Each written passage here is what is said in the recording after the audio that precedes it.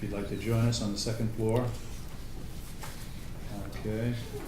Bring the agenda up here. We have a quorum check, and we are completely here, 100%. CPA, we did have a meeting, and the only presentation that we had was from Parks and Rec. They came before us looking for money for lights for the Little League field, which we did approve. They're looking for $150,000 to put a full set of lights in down at the field.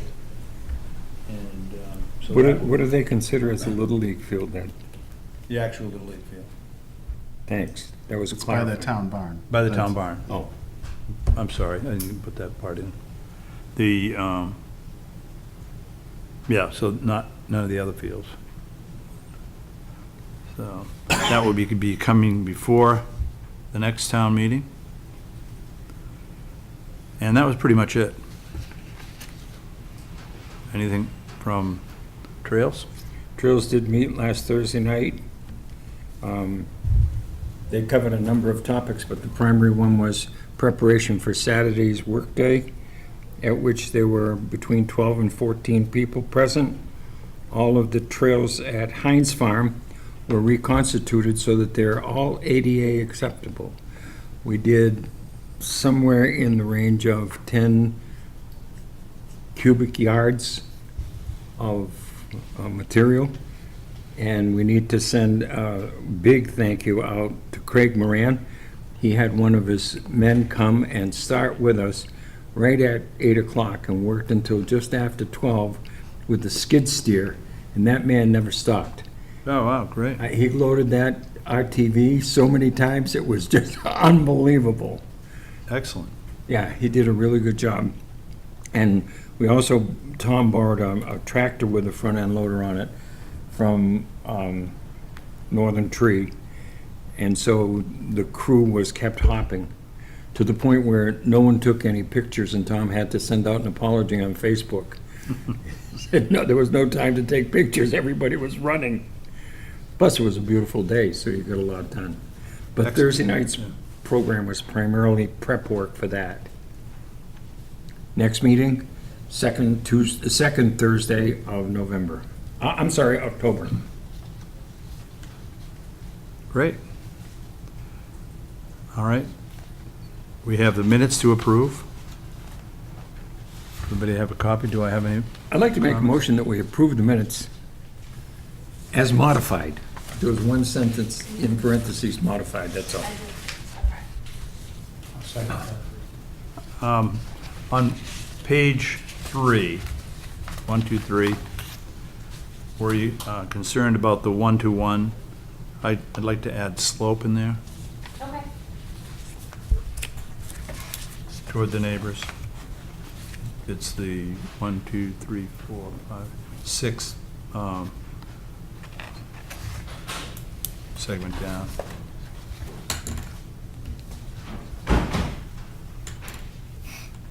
All right. Those in favor?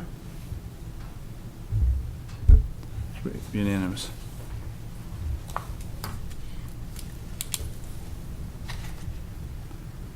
So now we are to walk-ins. Paul, if you'd like, you can either stand at the mic or you can sit down. We just ask that just for the camera, for the people at home, just introduce My name is yourself. Paul- Excuse me. My name is Paul Herto. I live at 8 Birch Street, unit number 5, which is a mobile home. Apparently,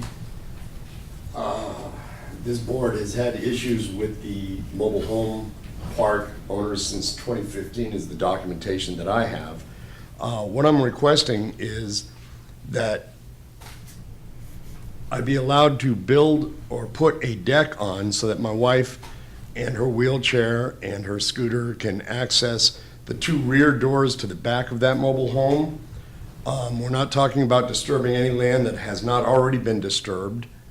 I'm not talking about moving any kind of environmental anything that has not already been disturbed, and to remove what's already there would further disturb the environment more than it needs to be. Here, I can show the pictures for You got a picture of the deck? Yeah, well, first I'll show, this is, so Paul and his wife bought this house in, what, December? December of this year. Yeah, the trailer. To refresh your memory, I went over and gave Paul the correspondence. There was an enforcement order issued to the previous owners of the trailer. So each one of these trailers are owned by individual persons. There's one person who owns the property. You lease or rent the land from him. Exactly. So Paul and his wife bought this trailer in about December or so, after the deck was taken off through the enforcement order process. So they bought it. There's 2 doors that go out the back. They were unaware of the history of this. Let me just go, let me close that.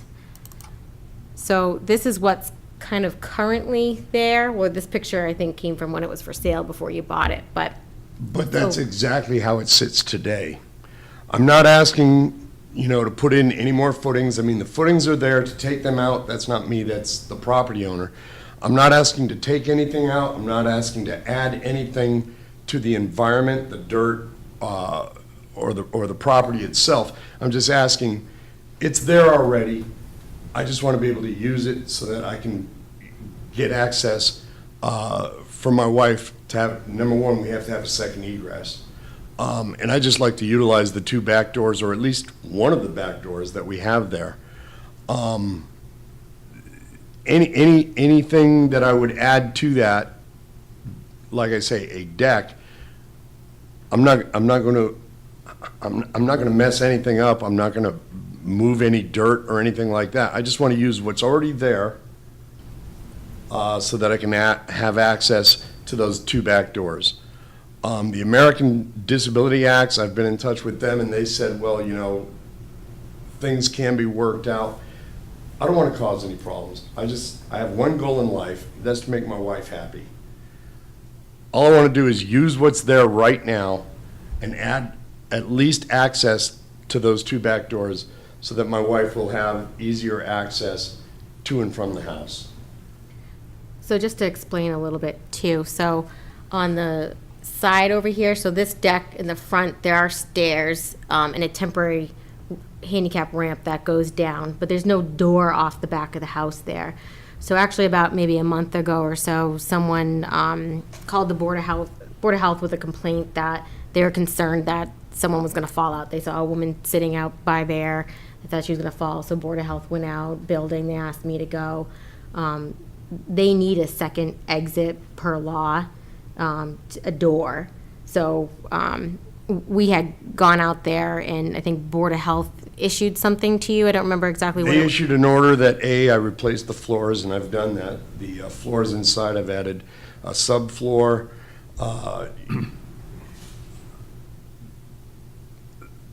That's a, yeah, that stuff doesn't matter for them, Exactly. so it's okay. And then to do a second exit. Exactly. So some of the things we talked about or were discussed at that time was, could a door be put in where a window was to get out to the deck over there? I kind of gone over with Paul the history, of the project and what happened and the enforcement order and what was ordered to be taken out. The footings were ordered to be taken out, cut below surface. They never got done by the previous trailer owner or the property owner that's there now. Another option, if he needs to have a second exit, one thing, instead of using these footings, I said that, the footings were supposed to have come out from the previous enforcement order. They didn't get taken out, and I thought that you'd have concerns with that. The building inspector, when we were out there, he didn't know if an option would be bracing something off the existing structure and just, not having to do any soil disturbance associated with, just at least it was enough for like maybe a little walkway to come to this deck too. So some of the things that we talked about, I also went over, our bylaw regulations and why the deck was taken down because it was illegally done and stuff. So I kind of think I gave you a good history there. We talked about options, things that you could do to mitigate if you were to ask for something that would be considered a waiver, which would involve the property owner. And also, because it's a different property owner, needing his permission to move forward with doing things here too. So we talked a lot about those type of things, so. My main concern is my wife having access with her wheelchair.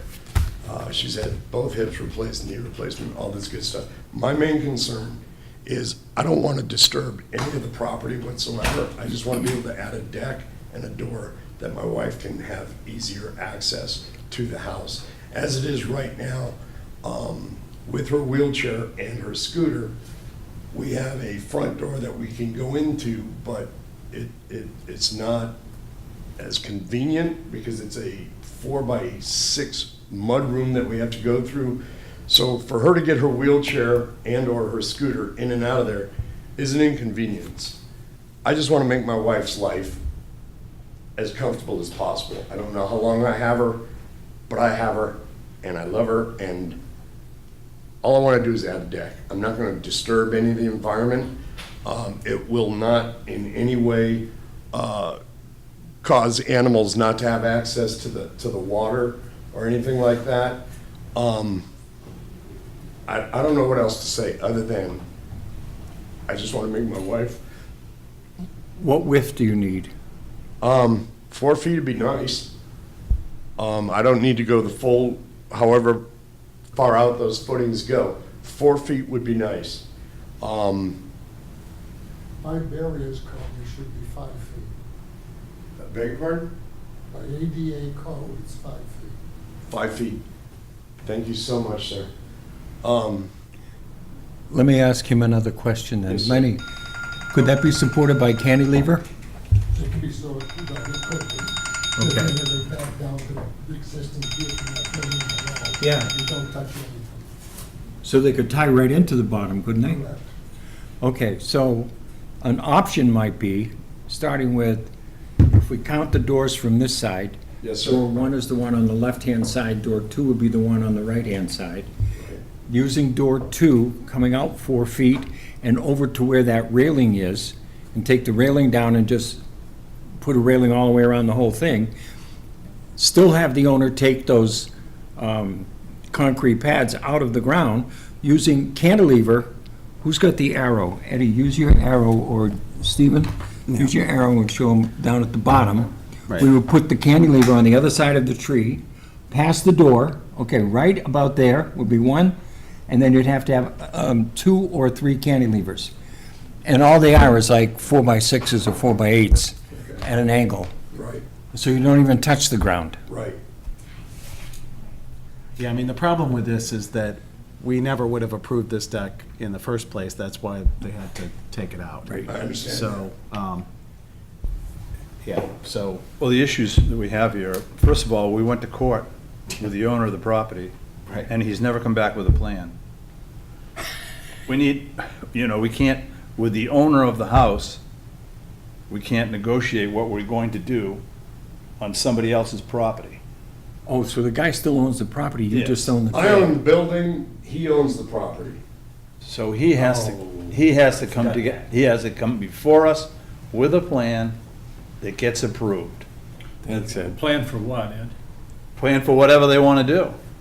Including- Well, you have to- we're trying to explain We- what we- it is we would approve. And I think, and I agree that, whatever the minimum size is, the 5 feet, I guess, coming out, and the cantilevered down here, I agree with, and this would have to be, a railing would have to be put here to Yeah. prevent someone from going out that, those doors. That's the type of thing I think we would consider, considering it has, you need this emergency egress. I agree with Steve, though. How does that have anything to do with the landowner? Because it's all gonna be tied to the building.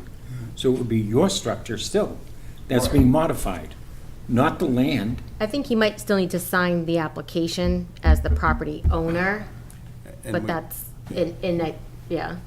And we still have the issue that. It'd be simple for him to go back and work with the landowner. We can't deal with somebody that is not the landowner. Do we have, what goes out onto that deck that's there? It's already a deck. Off to Yeah. the right, Yeah. it's just a deck. It's probably 8 by 14, maybe thereabouts. There's no way to get out onto it? There's windows. There's 3 windows there's no access out to that deck, no. There What? are 3 windows there. How big are That the deck windows? was originally tied to the front To the deck front that we windows. made him take off, so that's why doesn't have access to the house. So why couldn't you just blow through on that It'd be and so put it much and go out easier to the than deck? building all that other stuff. And rather than come toward the lake? So just put a door on that deck? Yeah. Right. Okay, I could do that. But the issue is we can't give you approval to do it without a plan and without the landowner being involved, Right. period.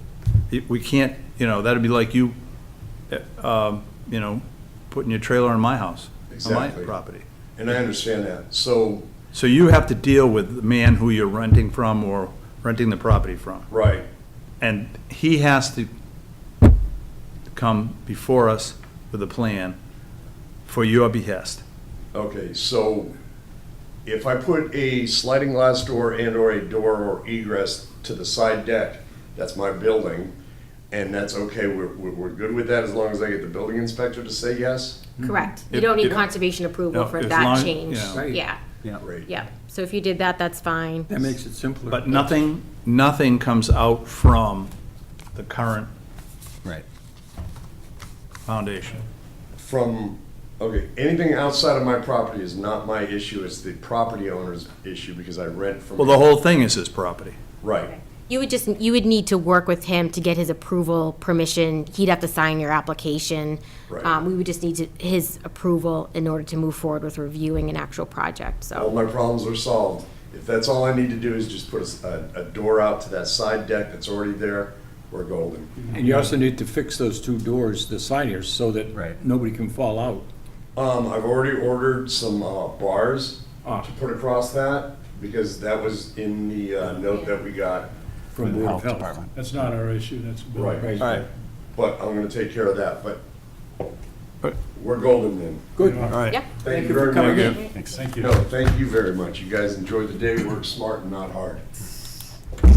We do both. In the interest of saving time, the Sturbridge Conservation Commission will hold all public hearings tonight for work within a wetland, water body, or resource area and/or within the 200-foot buffer zone to a wetland, water body, or resource area in accordance with the Massachusetts Wetland Protection Act, MGL Chapter 131, Section 40, and associated regulations, and the Town of Sturbridge Wetland Bylaws and associated regulations. We will not be reading the newspaper ad. Prior to opening the first hearing for each project, the applicant is to submit proof of notification to abutters within 200 feet of the subject property line and proof of legal newspaper advertisement. If these items are not submitted, the public hearing will not open. Additionally, prior to the start of each public hearing, we will announce the location of the project, the applicant, and the applicant's representative.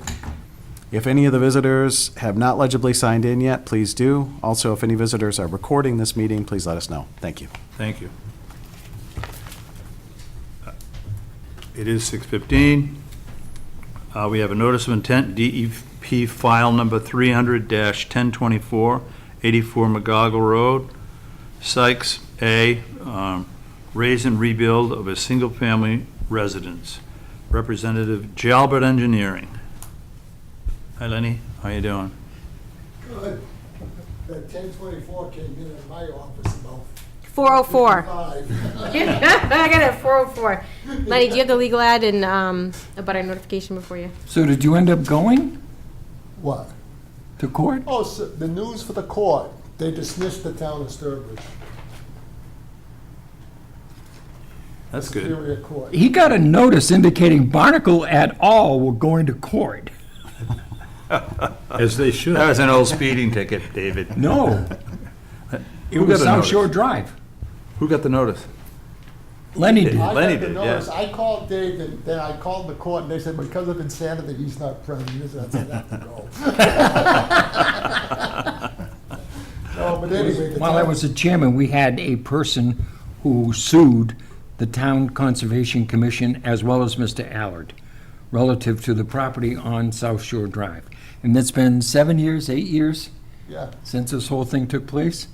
And so finally, it came through the civil courts.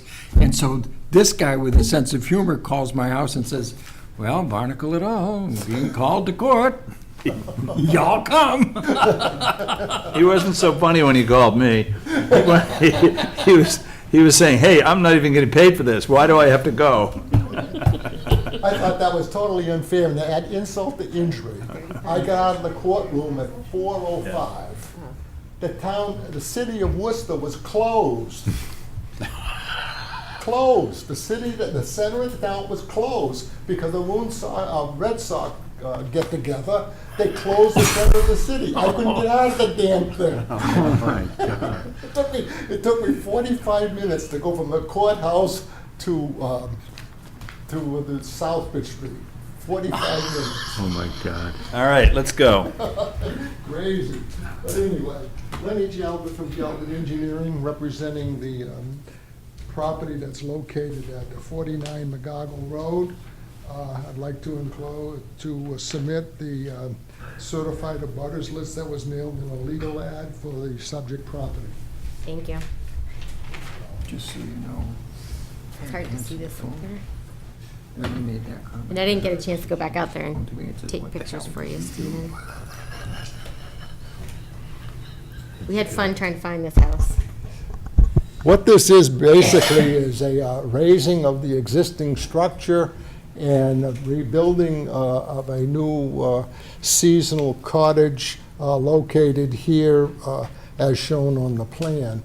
But before we go into that, I'd at least like to go with the statute of limitations on the structure itself and the tight tank system.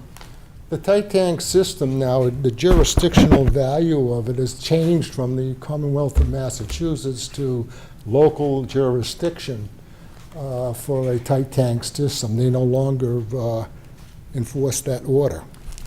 So now what we do is had the dubious honor of transferring the fee to the town of Sturbridge, $435 for the system, which they did.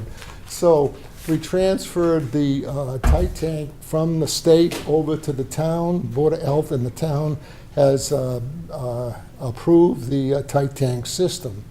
The tight tank system now, according to state regulations, is that the order of the tight tank system, once it's installed, has to be put on the deed as a deed restriction for the building itself, and the building itself has to be in conformance with the code. The code right now has a presumed sleeping capacity of 3 bedrooms, which this will only be 2 bedrooms. It's a 2,000-gallon tank.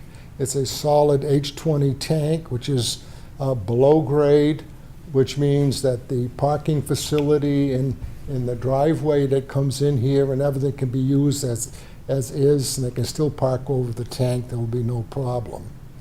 But what's happening here is that the constraints of the subject property is such that it can't be worked on without encroachments with the other piece of properties if we did it. So what we really have to do is, before we do anything, we've got to take out the existing cottage, remove in its entirety off the lot, bring in a well truck, put in a proposed well, which is right down here in this area here.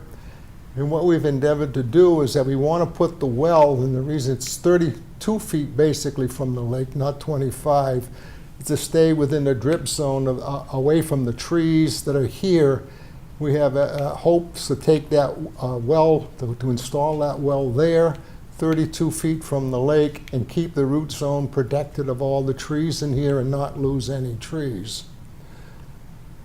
The tight tank here is the same way. There's a big oak tree right over here on this side here.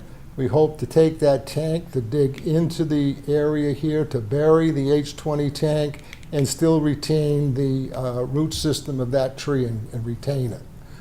The reason we're trying to save all the trees is that the thing is so tight that if you look at this circle here, which is a restriction for the well on this property here, and the restriction of the well over here, it gives you actually no building area whatsoever other than those 2 circles. Nothing can be done for the tight tank.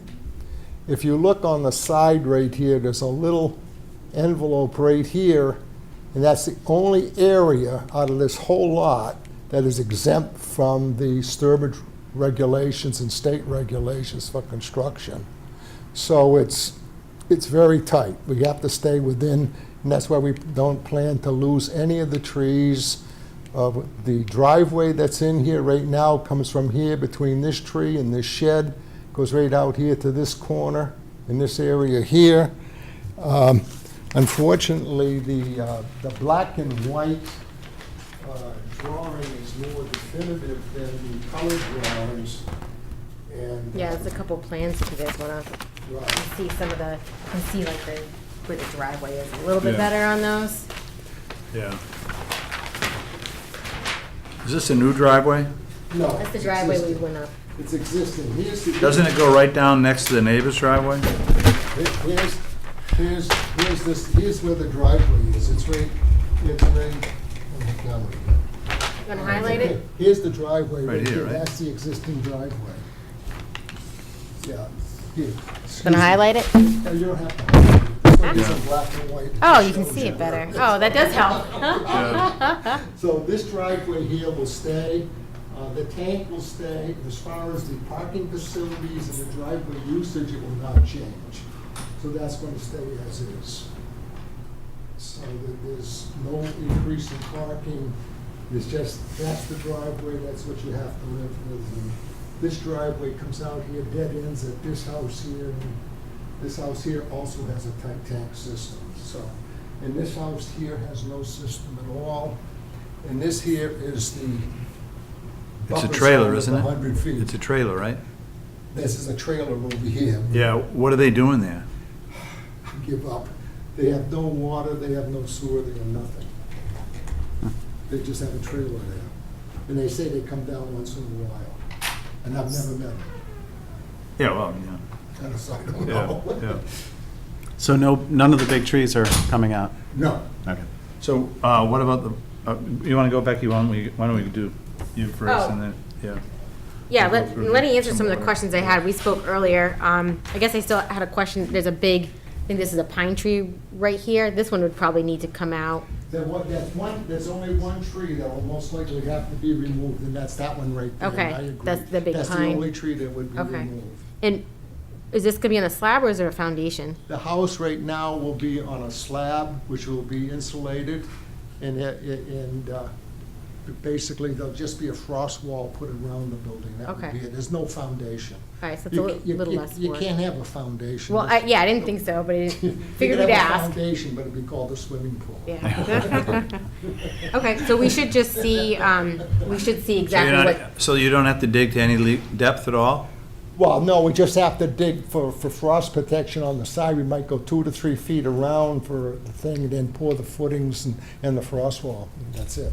That's it, and you can do that legally? You don't have to go down 4 feet?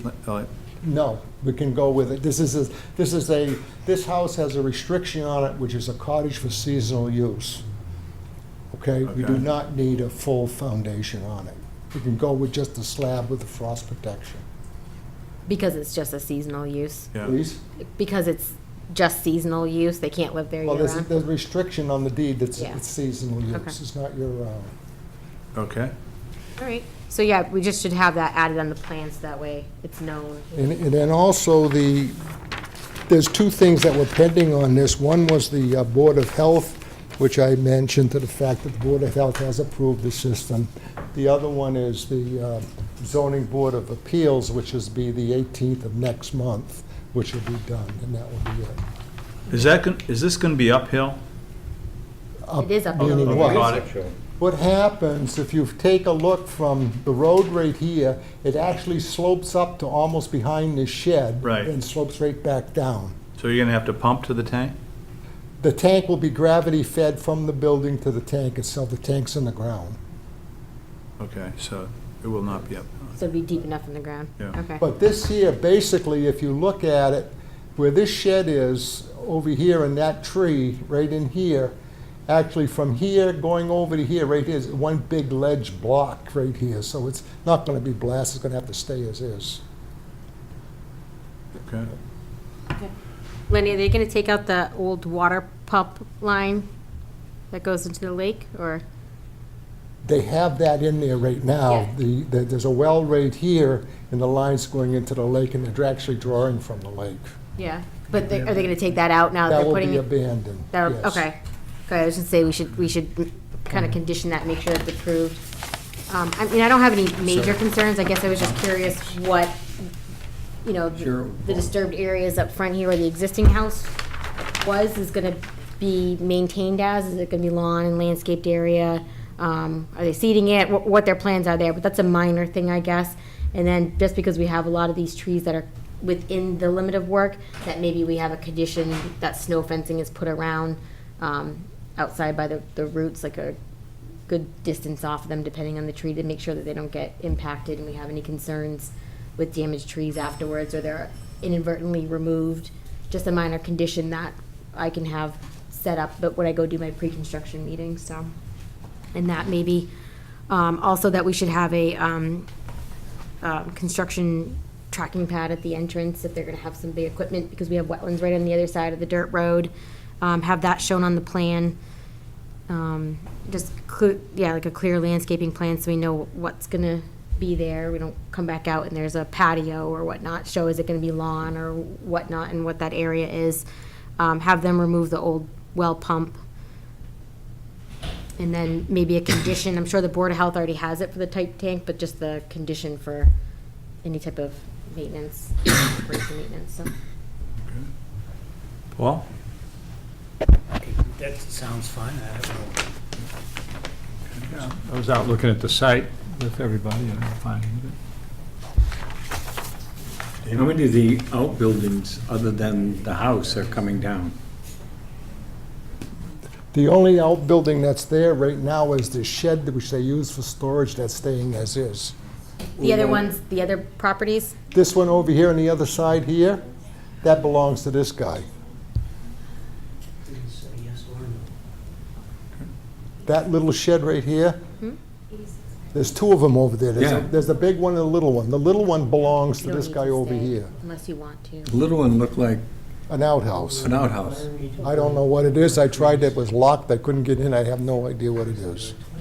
But it's staying. Well, that's, It's a this different guy property. owns it over here. He Well, it has looks no like it's jurisdiction. right on the line. It is right on the line, no question about it. But it's on his property on the line. But it's on this guy's property.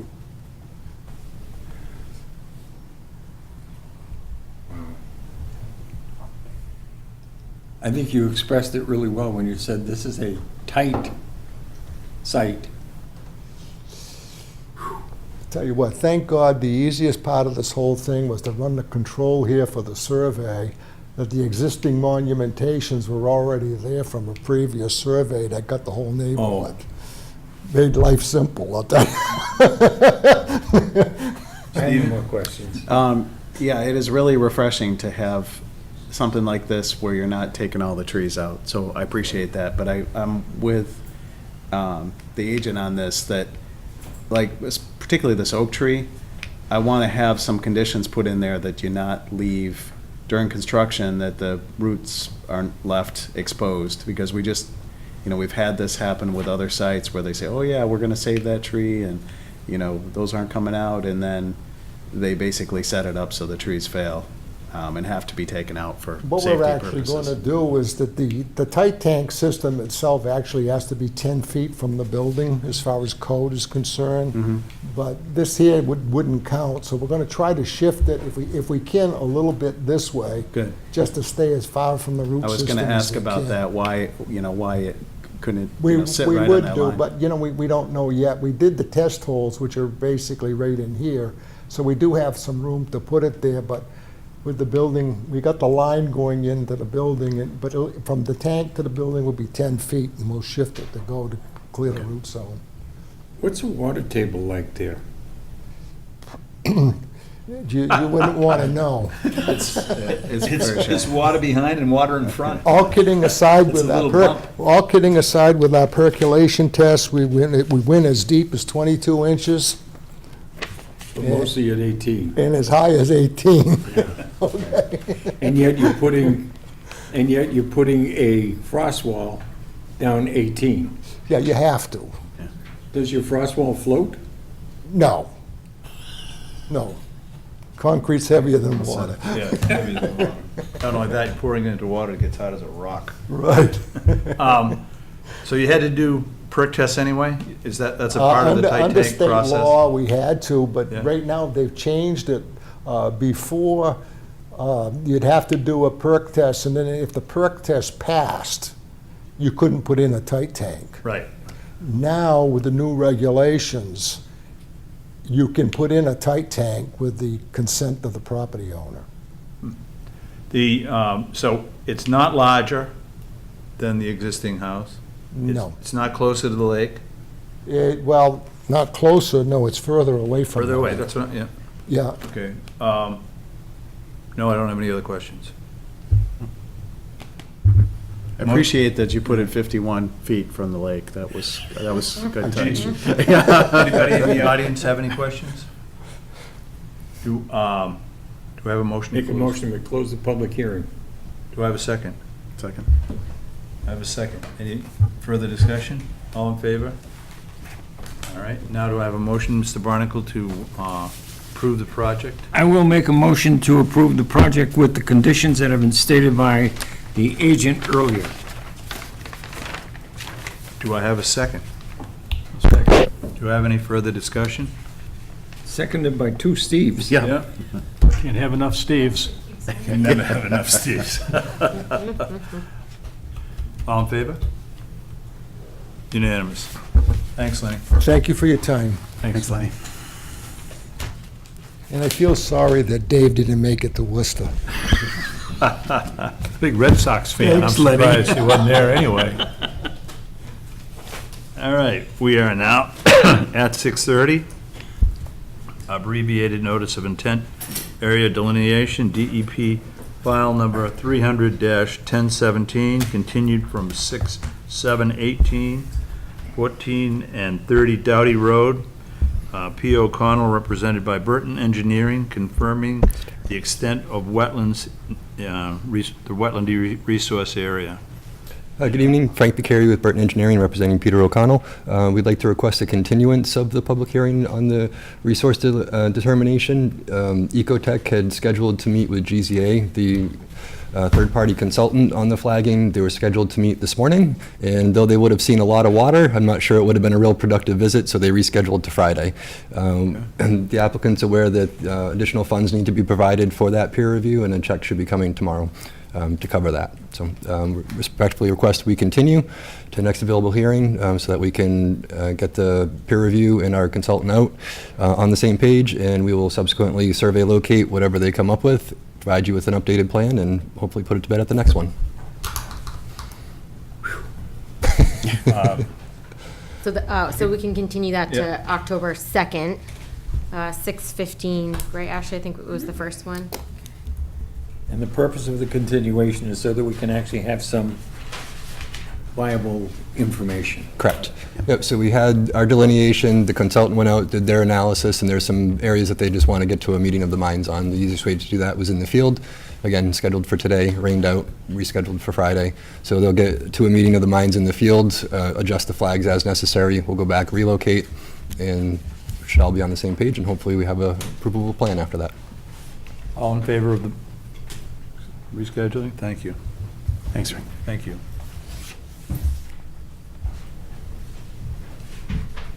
All right, Where are you going? Got 5 minutes. 5 minutes. Oh, we have to wait. I was like, where are you going? He's a real pro. He gets right down, gets right back up. It's almost like, that's a revolving engineer's chair. Where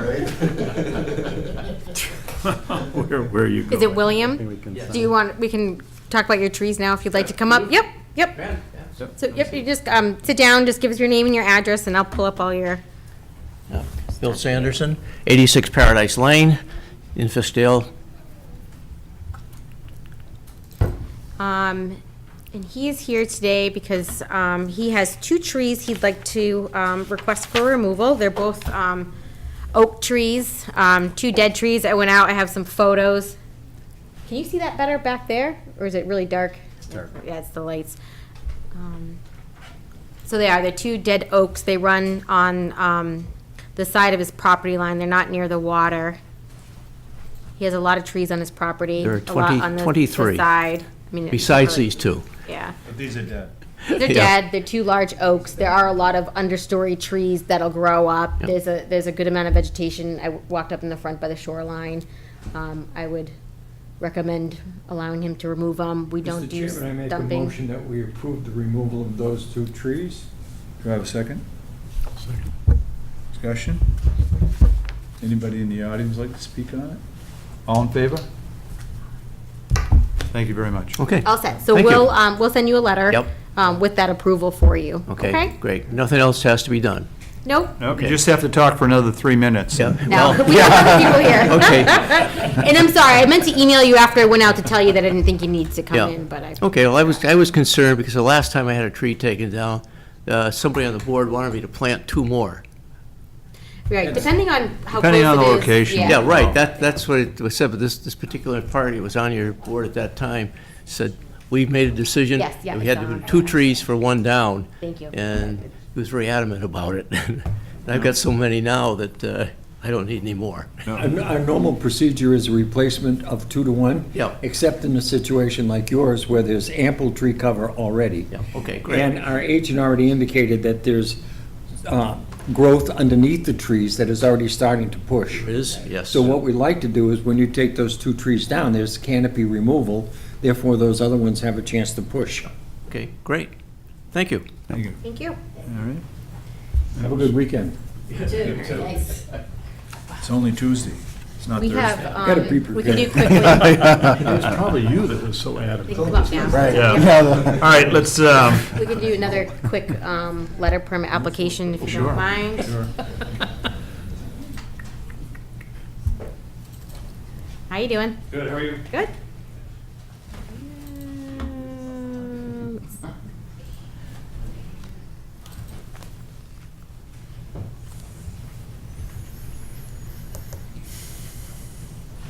Please state your name and address for the public, please. Sure, my name is Michael Wheatman. I'm the homeowner of 11 Old Town Way in Fiskdale, Mass. Okay. Are you bringing it up now? Is that what we're- Yeah, I just turned that and it turned this one, so I was just figuring out which one's best to. That's better. Okay. No, that's okay, thanks.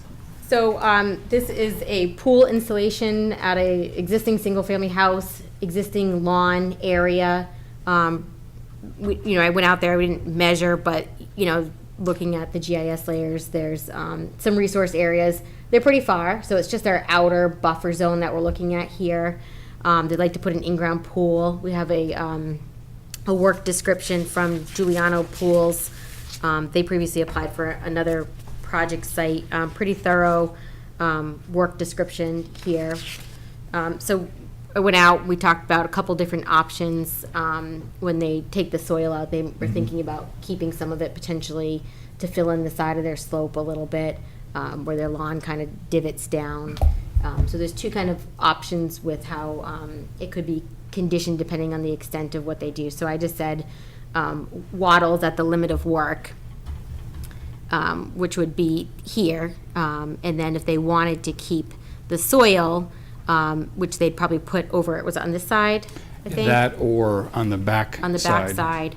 side, that we'd put, an actual silt fence in down below and kind of work with them on what they end up doing. So they're kind of asking for either option, that I think that we could condition either way.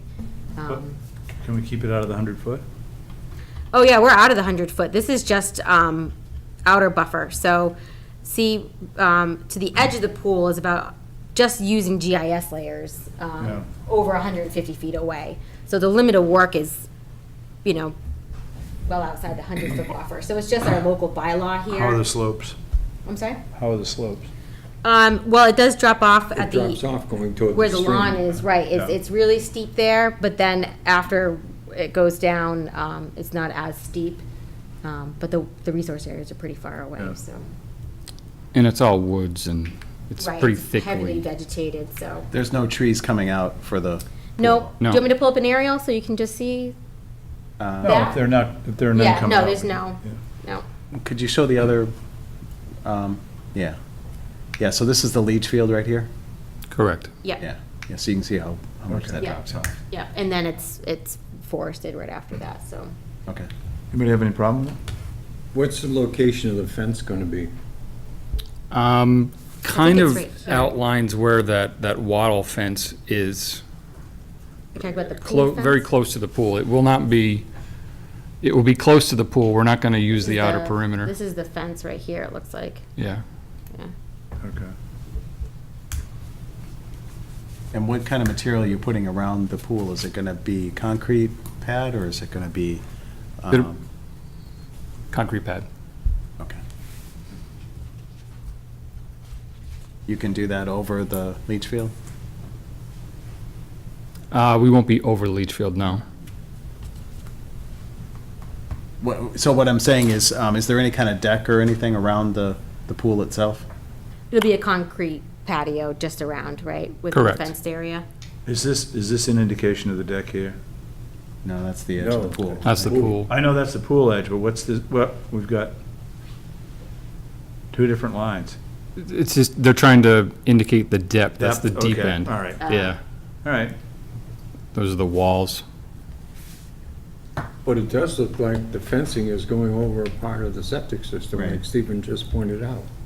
That's why I wondered where the limit of the concrete pad is gonna be that goes around the pool. Is it Is it So- just like within a the walkway? fence? So just to be clear, a couple weeks ago, I went in front of the Board of Health seeking a variance and received approval for a variance within the 20 feet. And I made it very clear, and I've made it very clear to the pool construction company, that by no means is any part of the leach field, to be compromised. And so my intent is to put a field around the boundaries of the leach field to prevent any type of vehicle to go over it, to dig in that area, or to build upon it, because it just compromises the leach field, so that everyone is clear on that. That'll save you money down the road. Oh, yeah, yeah. Any further questions? All in favor? We want to make sure that we waive the normal requirement for the 6 to 8 inches under the fence. Because Oh, it's- yeah, I wasn't gonna put that No, on. but normally, that's one of the Yeah. things that we insist Yeah. upon, and we should waive that. Yeah, we don't do it Right. on something like this. What is that? Typical fences, you want them raised? To let the wildlife through, but we don't wanna Yeah, do not that with a pool. Correct, yes. We don't want them drowning in your pool. Right. No, You'll have to no. get one of those little pool ladders for them to all crawl. No, I was gonna give them, I gave the last people the detail about the frog log. Frog, So oh, frog I'm log, gonna yeah. attach it to his letter. All in favor? Thank you very much for coming. Okay, thank you very much, appreciate it. Good luck. Thank you very much, thank you. So I'll issue you a letter and it'll kind of give you some pre-construction conditions, like when you get started, just to give me a call so I can come out and check it out and stuff, okay? Yep, that sounds good, thanks for your help. All right, we're at 6:45. Notice of intent, DEP number, file number 300-1018, continued from 6/7/18, Dowdy Road and Stallion Hill.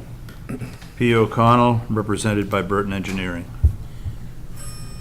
Frank Vicari with Burton Engineering, representing Peter O'Connell.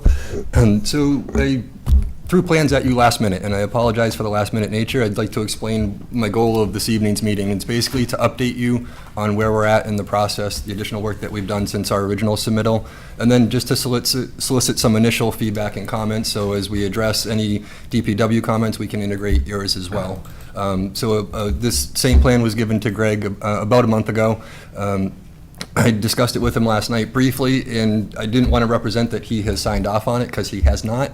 But he said I could generally represent it, that the alignment and profile is generally what we're going with. At this point, he's looking at detail type things, so if we had revisions from the DPW, it would be kind of detail-related things to maybe the pump stations or the manhole details or something, but where we're putting the sewer lines and manholes and stuff like that, generally that didn't really change all that much in this iteration from, previous comments that DPW has provided. So I feel like we generally have the alignment and layout that we're going to proceed with. However, I don't think Becky's received a letter from Greg saying I've signed off on it yet. At least to my knowledge, he hasn't provided that letter. So to that end, the plans were originally done the beginning of August 8th, they were dated. My original intent was to hopefully get comments back, make the revisions, and then submit the plan to you, so that way DPW had a full, clean letter for you. And we didn't get the comments back, so I went ahead and stamped that plan that was sent to Greg as an official submission to you folks this evening. So it's dated 8/8, but it's been submitted, today, obviously, so. So I have a full size for Becky's records, and I don't know if anybody would like 11 by 17s. Made some copies if you want them. Not sure they're all that useful, to be honest, after I looked at them. They're a bit tough to read, but I have a copy for each of you. And like I said, I don't expect any approvals this evening, just some initial feedback, and the next meeting, more feedback probably, and then hopefully close sometime after that. So that would be a track I think is realistic. I don't think it's not trying to push anything, just want to get, some. These are your plans, but they haven't been approved by anybody. Correct. Okay. Yep. I think we would just need the Yeah. Board of Selectmen sign off that it's okay to issue a permit when we're. Exactly. ready to. So this evening is more just information and gathering some feedback, and again, not looking for any approvals this evening. Be requesting a continuance. So Frank, this has the tie-in locations? Oh, thank you. Yeah, so one of the Okay, that was one of the What's holding questions. Greg up?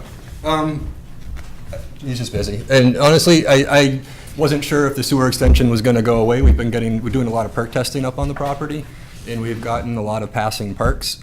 So we're up to, I think we have 16 perkable areas that we could theoretically have 16 lots on those perkable areas. So we were working the perk angle because the sewer extension is very expensive, to see if that was an option. When we started the project in 16, there was a bylaw that required a minimum 20-minute an inch rate or faster.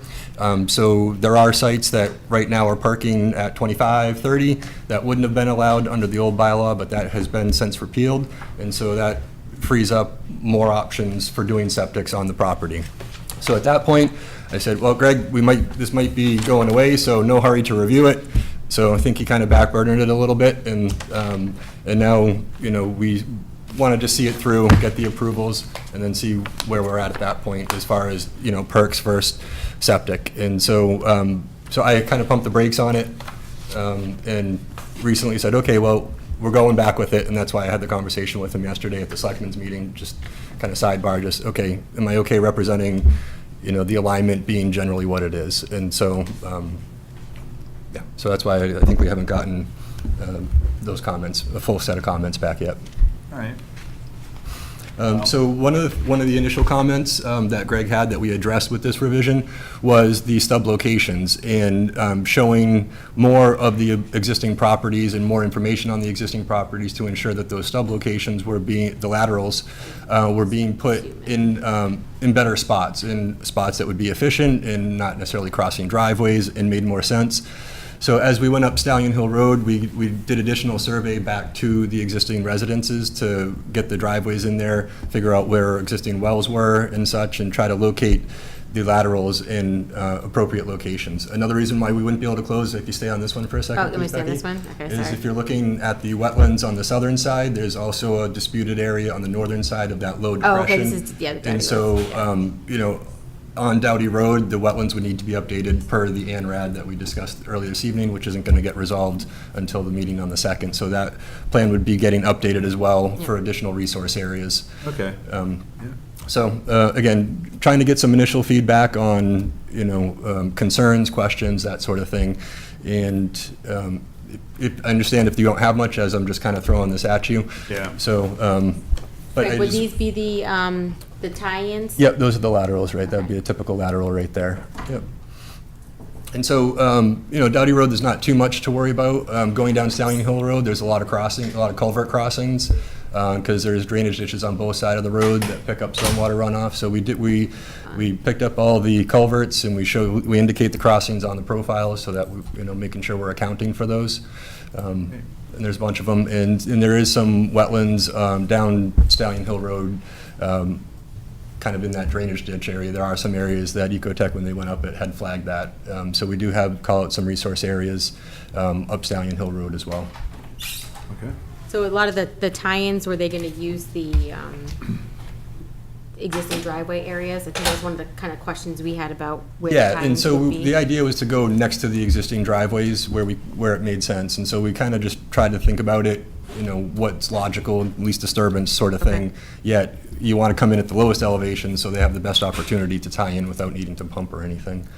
I think there was maybe 2 residences up at the top of Stallion Hill, because the way they're set back, they might need to do an E1 system. I think 2 of them out of all the existing residences, and so that's something that we'll have to review with Greg. Has been a revision on this, so Okay. that's something that we'll flush out. And I with think him. because of the slope of the road, that we probably would be looking at a lot of this project, right? Versus just the 200-foot buffer zone, we'd be looking Yeah, at. I mean, Okay. I haven't really said, I don't think we're trying to say anything's outside your jurisdiction or No, I anything know, like I that. was So just- that's, we fully anticipate you guys having control over a lot of this as far as resource areas. We're upstream of them, given the steep slopes, 500 feet from everything. It's all going to be jurisdictional to you some way or another. So that's not an issue for us as far as, understanding your jurisdiction on this. All right, well, So that's kind of my spiel. that's it. So if- You know, I don't think we want to get into the detail of it at this point in time. No, I have one question, though. Go for it.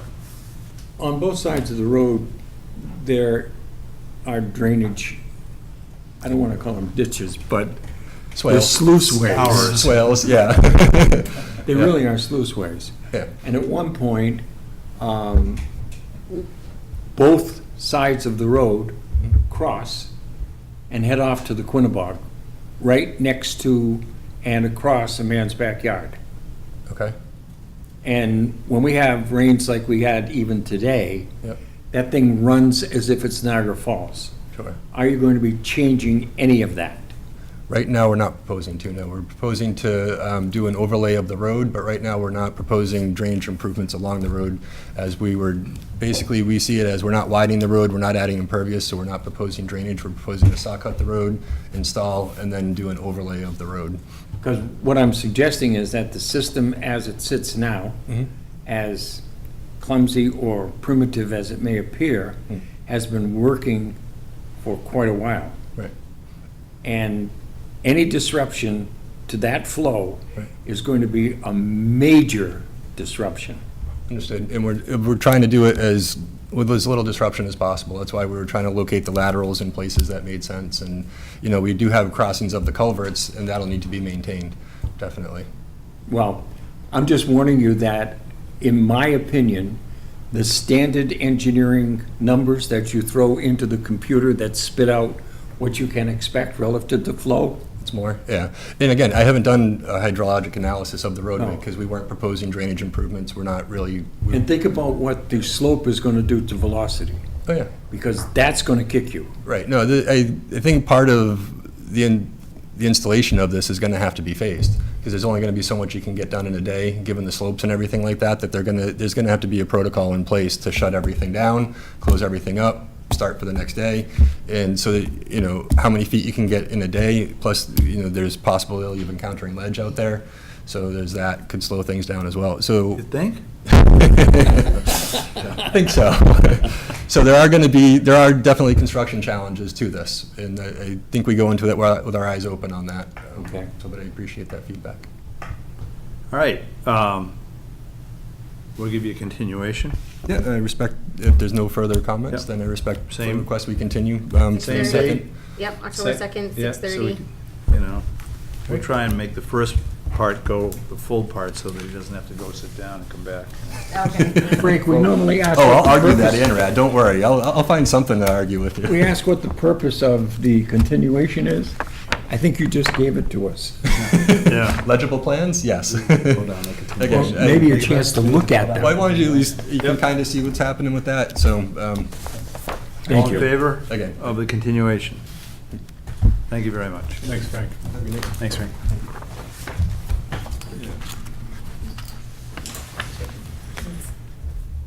All right, we are now 7 o'clock, and we are, Lots of the public where do you want to go, old business? Eric, would you like to come up? All right. This is new business.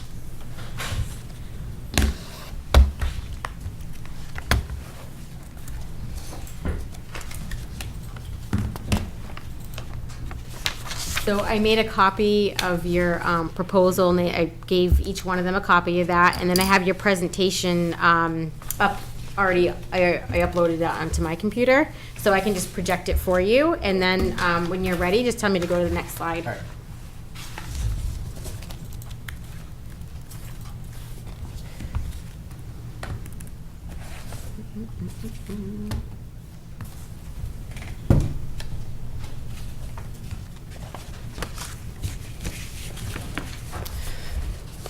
By the way, none of us have bitten anybody in years, so don't Yeah. worry. But if anybody's gonna, he's the one to do it. Watch this guy. Watch his feet.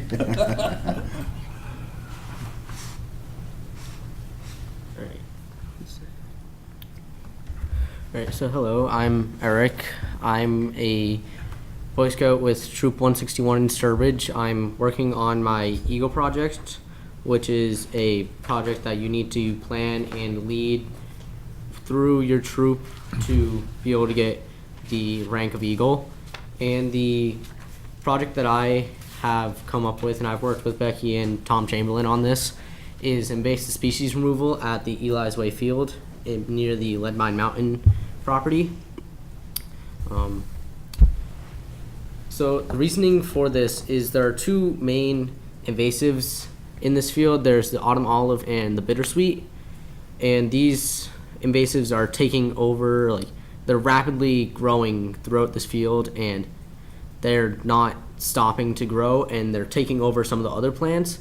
And the problem is that this field is an early successional habitat for certain birds and endangered turtles that are using these habitats, and they're choking out some of the plants that these birds and turtles are trying to use.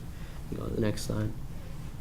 So these are just some pictures I have. The one on the left is a picture of the field. The bushes there are the autumn olive, and it's kind of hard to see, but there are some bittersweet vines.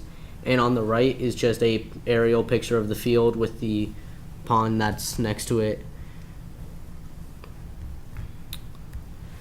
So the work description that we'll be doing is removing the invasives and then building an informative kiosk saying what to do if you see these plants starting to grow and like how to identify these plants. And then it will also give a short description of what we did in this project. And to remove these plants, we'll have to dig out the roots completely and make sure that they can't grow back anyway. And once we remove them, we'll probably put them in trash bags and work with, I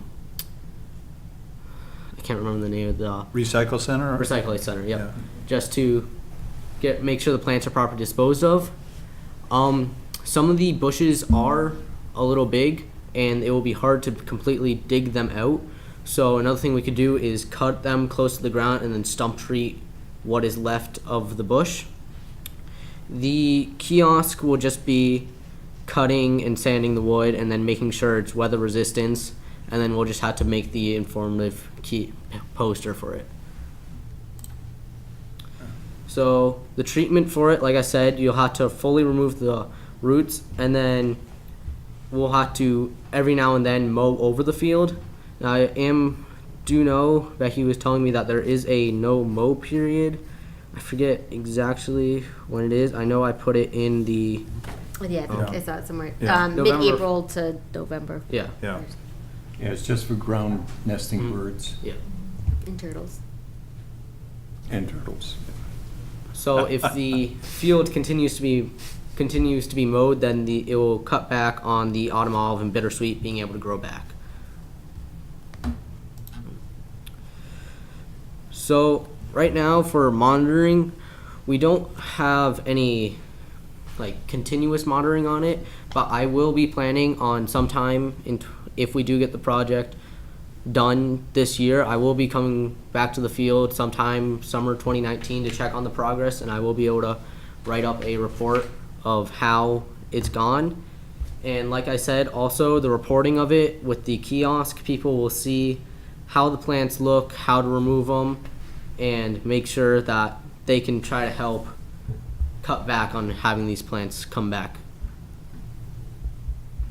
And then my anticipated start date is early October, That way, it's easier to spot the plants because the leaves haven't started to fall off yet. There will be some seeds on the plant, but that will help be able to spot the plants. And then also the animals will not be currently using this as an early successional habitat. That is, Great. That's the last one, right? yep. Yeah. Okay. Great. Very good. Excellent. So you're going to start early October? Early October is when I'm hoping. You're going to get some of the other Eagle Scouts with you on this, or what's the plan for? So usually what we do is once it gets approved, if you guys approve it, and then my troop committee also approves it, then I will be advertising it throughout my troop, through some of my friends at school, through NHS and NJHS, and some of the clubs that I'm in, and I will get volunteers to come help me with this project and finish everything up. Great. Questions, anybody? How are you going to remove the larger autumn olive bushes? So right now, if they're not too large, most likely we'll have to dig down and remove the roots, and then we'll have to fill in the hole that they make. But if the plants are really large, we'll have to take bush clippers and just clip them, and then have to stump treat what's left. Thank you. What are you going to stump treat with? I've not decided that yet. I'm trying to find something that will make sure they don't grow back. And that's legal? Yeah. Yeah, let us know what it is.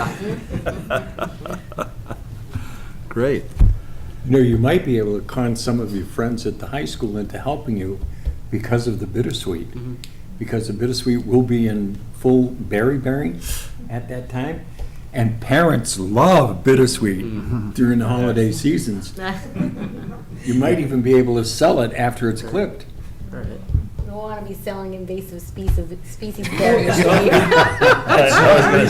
you gotta do is go to the stores locally and you'll see bittersweet all over the place. The only other comment that I was gonna have for information for you guys were after he seeked approval from you, I was gonna work with them, give them the contacts at Fish and Wildlife, since they have, they're the holders of the conservation restriction, and then because it's priority habitat, send it over to Natural Heritage so they can take a look at it and give their approval too. So those are the next steps. The only other thing, we'll have to let them know where you want to put your kiosk sign too, but we can figure out a spot and market Yeah, I on have a something. few ideas of where I think putting it. Yeah, and you can even probably give them a couple options for now if that helps. So. One other approval that should be sought is before you put the kiosk up, you should talk to the Trails Committee. All right. Tom is not a voting member of the Trails Committee, so you should talk to the Trails Committee, and he'll give you the instructions about who they are, about location. All right. Because the Trails Committee can be very fussy about the location of the signs. First of all, because they want the field to continue being a usable field for picnicking, and Eli's dad originally was the person who mowed the field for us, for a few years anyway. So, I'm sure you won't have a problem with them approving of it. It's just location that they would like to have some input on. Okay. And Fish and Wildlife will tell you a good herbicide to use for. Oh, that's great. killing. Yeah. Yeah. They'll insist on telling you. Yes. A good one. Ask them what they recommend. That's the best way to go about it. I make a motion that we approve the project as presented.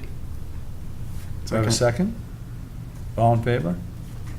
Thank you very much. Thank you. Good luck. Thank you. Thank you very We should much. have asked for comments from the public. There are two people sitting here who want There's this. nobody that cares about this project here. They just don't want the bittersweet. All right, thank you very much. care. Thank you. Yep. Have a good one. Good luck with the project. Thank you.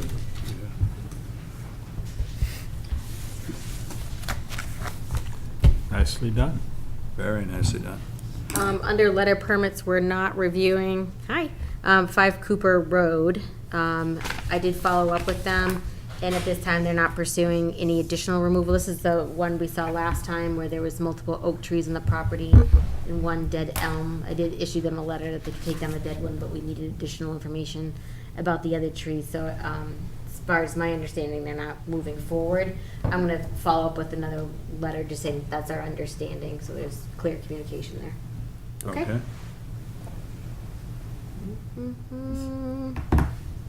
do you want to go from here? Do to old business, or? Yep. Good evening. Hello. How you doing? Fine, how are you? I'm Steve Herzog from AMEC, representing BWC, the project owner at the solar project that we visited recently. I'm here because we revised our restoration plan to compensate for the inadvertent cutting of 9 trees in the BVW. And You guys have, sorry, you have a Yeah, copy read of it, this in your yeah. packet, okay. so the restoration plan is essentially the same as it was the one we submitted for your previous hearing, except we added a point that we will preserve a total of 10 trees that would have been cut in that buffer zone. We discussed out in the field preserving 9 trees because 9 trees were cut in the wetland. Art Allen and I visited the site on Thursday of last week and selected 10 because there were some groups of trees together. And the 10th was in a cluster where it was together with and supporting the other trees. It made ecological sense to keep that cluster together. So a mixture of oaks and maples, all within 50 feet of the wetland edge. I'd be happy to read the other points if you like, or answer any No, questions. Did everybody get a chance to read them? I want to show you the picture too. It's not in Yeah. yours, so this way they know The only thing, yeah. not to cut those trees. We thought we'd try to make it as obvious as And- possible. Now, will that kill the tree? No. That was a joke. Gonna scare off endangered species, though. That's great. And I did get correspondence from Art that he concurred with this plan and did meet Steve and everything out there, so. And he also had that idea, I think you were going to mention, Becky, he said this is common forestry practice to put a mark on the root flare right at the ground. Yes. Yeah. So if a tree is inadvertently cut, one of these, we'll still see that red mark at the root. They won't cut into the soil. I think it should be pretty obvious, though. It looks pretty obvious. The only comment that Art did have was that lowering the slash piles too. Yes. So, will they do that? Yes. Okay. I think that was always their intention. I didn't speak with Dan McCarthy since Art's comment, but the day that they retrieved the materials from the wetland, I think they were just Pulled it hurrying to all get it out. out, Yeah. Yeah. put it down outside the 20-foot, 5-foot zone, get it all done in one day. They will go back and cut it up smaller.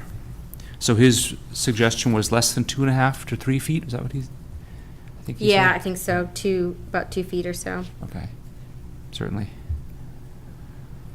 Okay. Anything else, gentlemen?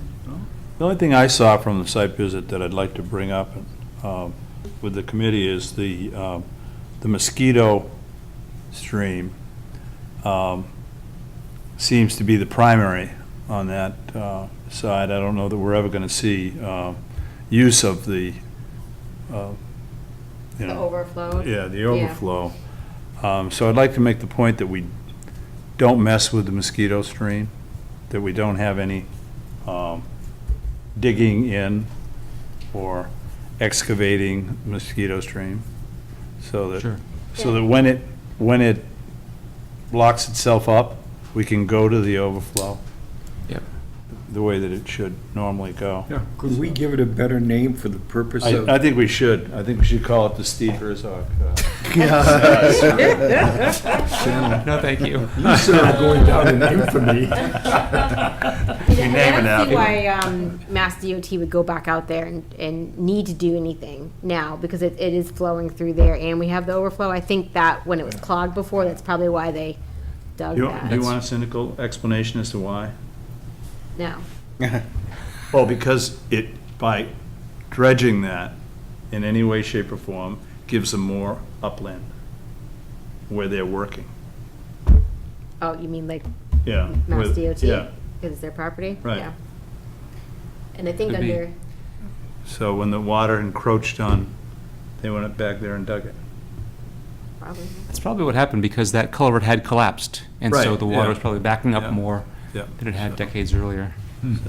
So, So they're looking for a release of the cease and desist My only comment, I think the restoration plan is acceptable, and I like that there's a lot of oversight, that they'll be on the project site now, and the tree company won't be left alone.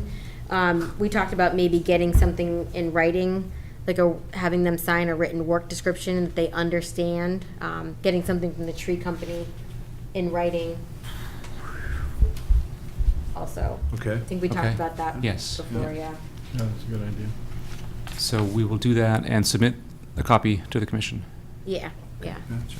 Right, and that can be done, they can send a PDF, email, Sure. signed Okay. copy, so I think that's important, so that we know, I know they said it, but that they they understand that they're out there when you're there, and, which trees they're cutting and whatnot, so All right. that's all I got. With that, I'm good. all in favor of removing the enforcement order? David, no? Or it was just a cease and desist at this point. Cease and desist, I'm sorry. One abstention? No, you have 4-1. What are you against? Okay. You want to comment? For the 4-1. Okay. All right. Thank you. Okay, thank you. Thanks, Steve. Thanks a lot.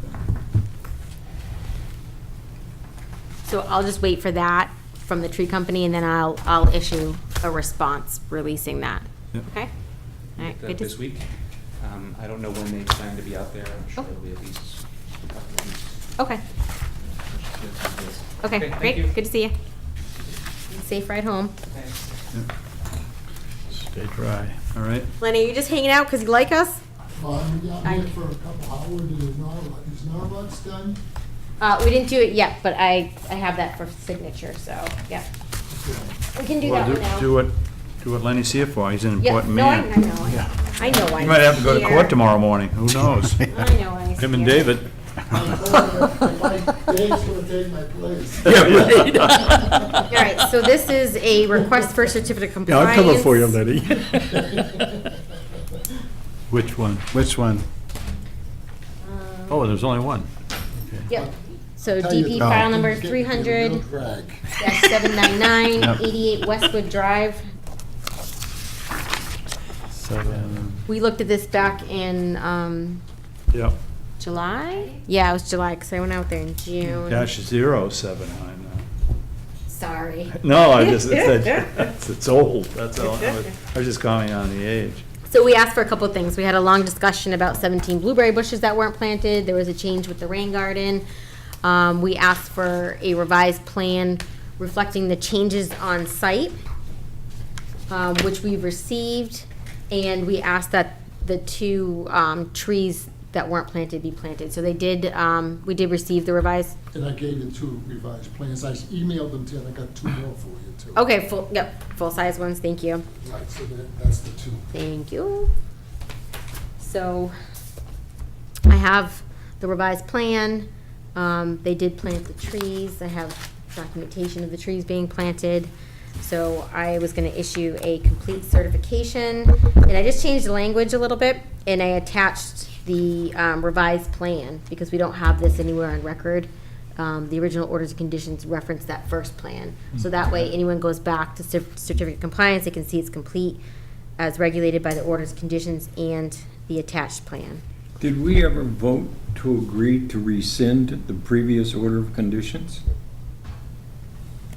Or are we just piling another order of conditions on top of an order of conditions? No, it's the same original orders and conditions. Well, they were amended back in the day. I think the last one was amended maybe 2012. Right. But did we amend it such that we took away the requirement for blueberry bushes? So You guys- that we permitted No. that there was a lawn that was grown?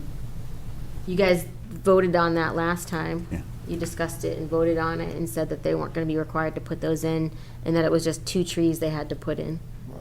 So, and we were gonna get a revised There was plan. also, then there was the drip strip around the building, which I had to Yeah. show on. Yeah. Yeah, what you said. yep. Mhm. So, that's what we asked for. Yeah. So I mean, one other thing I was gonna note, I send a letter out with this, just explaining what they have to do, is that the vegetated buffer zone areas, that they don't clear in those areas. There was a little understory clearing, it looked like, but I think maybe that's where they planted their blueberry bushes, they said. So just so it's clear, they know that we didn't approve any work outside their lawn area, so. Right. I would like to suggest that periodically, someone, perhaps someone who lives in the neighborhood, But we did. could stop and look, What? because that looked like clearing to me, Yeah. and it looked like clearing to you. In the vegetated area? Yes. Right, and I think he was saying that he planted some of the shrubs over there that didn't take. That's where he was saying he planted some shrubs, I think. Do we have pictures of that? I do. Because what I'd like is a pictorial record. Right, we did have pictures of that. Yeah, I had. And Becky warned him. Yeah, but I think that periodically we're gonna have to look at it, because we warned him 5 years ago. Sorry, what's the And it's number still on got that? all changed. 799, I gotta go somewhere else and look. Who's this now, Albert? And 10 years ago, and it's still got all changed.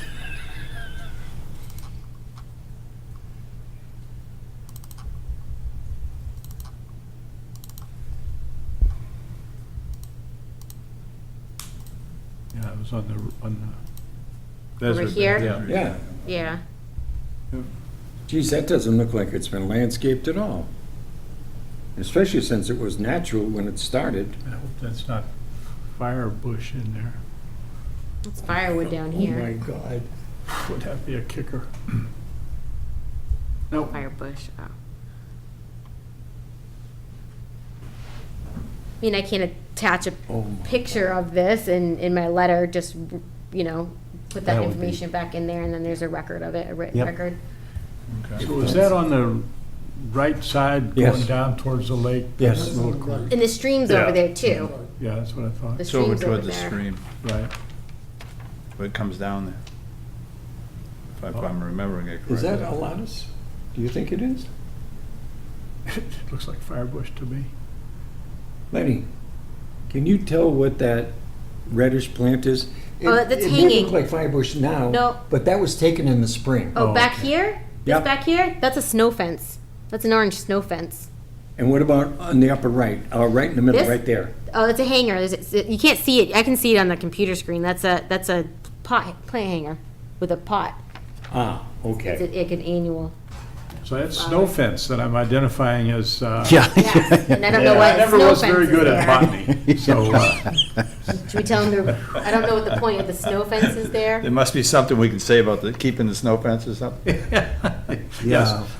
Yeah. You didn't have any of that in your regulations. Well, I think you could So we're say, gonna- wow. there's a clear line here where the lawn is. We don't want fencing up that's gonna, Yeah, I don't see the point of that. I think, that's gonna prevent wildlife from moving through there, right? I think they should It doesn't. limit of yard is the lawn, That's and pretty they funny. shouldn't be clearing over there. Right. Because we do have the stream. Yeah, let's over make here, that very too. clear Yep. in the Okay, And attach picture. yep, this picture, yep. all right? So, we approved this last time, so I'm just gonna sign it. Right, we approved it contingent on getting a revised plan Yeah. and the two trees in, so, Yeah. yeah.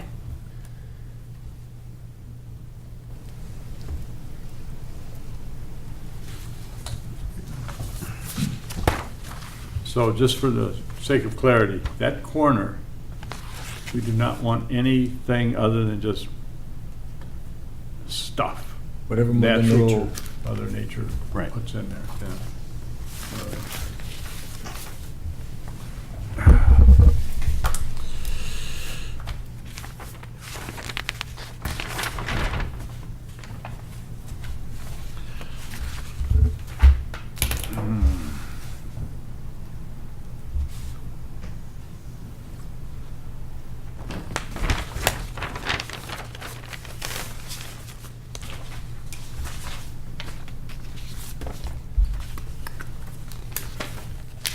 Yeah, especially because you can see here where the stream comes down, there's some wetland Yeah. delineated on the side there too, so. Have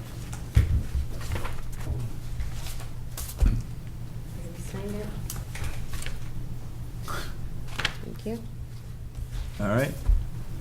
What else, Lenny, since you're running the meeting? That's it. Howard, What? Howard's property, the infamous 272. Ah, yes. Oh, Really? thought we weren't gonna talk about that tonight. Well, we're not going to talk about it. I just want to bring something up to date, is that the Chapter 91 was submitted to Boston. They got in touch with Glenn today about the submittal, and Glenn feels he can get the final paperwork done within the next day or two, and he'll be submitting it to the board Right. for the Chapter 91. Why was the final paperwork not sent in originally? We've been waiting for a year. Dave, I've been wondering for almost 2 years. So, just between you and I, it was submitted a year or two ago, and I looked at the date on the submittal, and it was something like July 3rd, 2018. Right, that's a year or two ago. Got it. I don't know what All to right. tell you. Thank you. So, are you looking for a Please? scheduled meet? Are you, What we'd like to do is set up when we can have a formal meeting, yes. Right, and I think at the last site visit, we talked about, knowing about Chapter 91, and if they had any concerns with the dock before moving forward with talking about that and anything with it, but also about like site stabilization, and they had brought up wanting to address the parking area across the street. Right, I've got that here, which, I've got the plans for the parking area, okay, which Yeah. we revised that, what we've done Yeah, how can we move forward on that? in the parking area is Pull it up too. that what we've done in the parking area now, we've taken this, a trench out in the back here and made it 3 feet wide, with a 3/4 inch stone in here and 12 inches deep. So it's 30 inches wide, 12 inches deep, 3/4 inch stone going from here all the way through with the drainage going down to the catch basin. And And this is gonna be all covered with stone in here. And Glenn was talking about too, about cleaning out something down There's a here catch or basin. He doing said some he was additional gonna- work? He said he was gonna do that catch basin down there and clean it out. Okay. Now, Hang on. He said he was gonna do that, and 2 years ago, he said he was gonna fill out the paperwork for Chapter 91. You're right, Dave. So we have no assurances that that's ever going to take place. My suggestion is we do nothing until the Chapter 91 question has been answered. That's what we said on the site visit. well, Yeah. yes, that's true, and we aren't. He's just showing us the plans that are going to be coming before us with, I'm not asking for anything tonight, Dave. yeah, nothing being asked we for. talked about that, if they wanted to, we talked about stabilizing the site, Yeah. as fall's approaching, but then they said that they might want to do some work over here sooner than later if we can't resolve the Yeah. Chapter 91. So we talked about creating a very clear work plan of what they were proposing and what they wanted to do, how they were gonna do it. So it was very clear, whoever's doing it, that we would review to consider I remember that as that an option. discussion. Okay, all Yeah. right. Also, they were considering of paving a section in here and putting in a basketball court. Really? Okay. Now, whatever happened with the original notice of intent and orders of conditions for the original property owner, I think there was a retaining wall and there was all sorts of work. They never did it. They never did it? No. Now, do we need to submit to abutters Well, for that's. these changes? I talked to DEP about it because, right, how do you move forward? Because, I mean, you're gonna be cutting into this bank, and the next thing you know, And we're not cutting into that banking. The banking's there, we're just going right along the bottom of it and putting in that trench, 30-inch trench. I just They have a didn't- fear that they're gonna go in there and work to excavate, and the next thing you know, Ginny's gonna be in here wondering You what fear- the heck I'm is over going here- on. I'm over here doing the topo over here, what the hell do I find over here? A dump, Cement dump. cement dump. I saw that, Yeah, yeah. I saw it too. Well, but there is like, The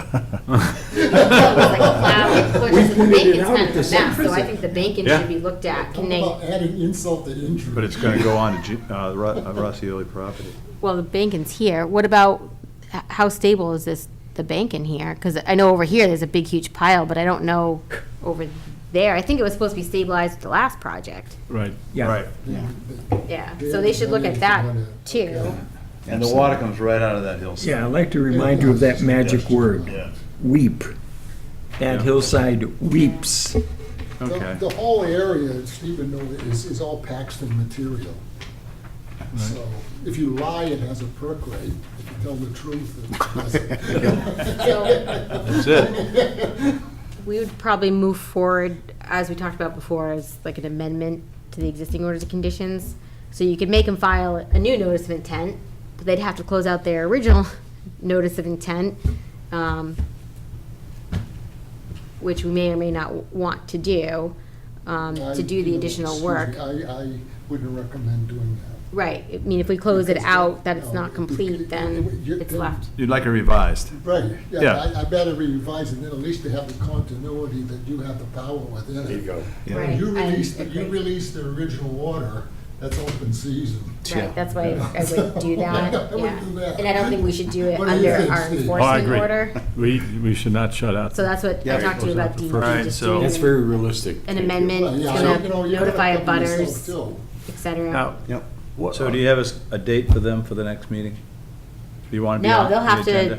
legal ad, notify butters, but I think we should get the chapter 91 First. stuff Okay, first. all right, They need to get all their ducks in a row before we set a date. right, okay. Yeah, and that depends, Good. when they have that ready, then we need to look at the legal ad submission and all of that stuff to figure out which one they're gonna get on.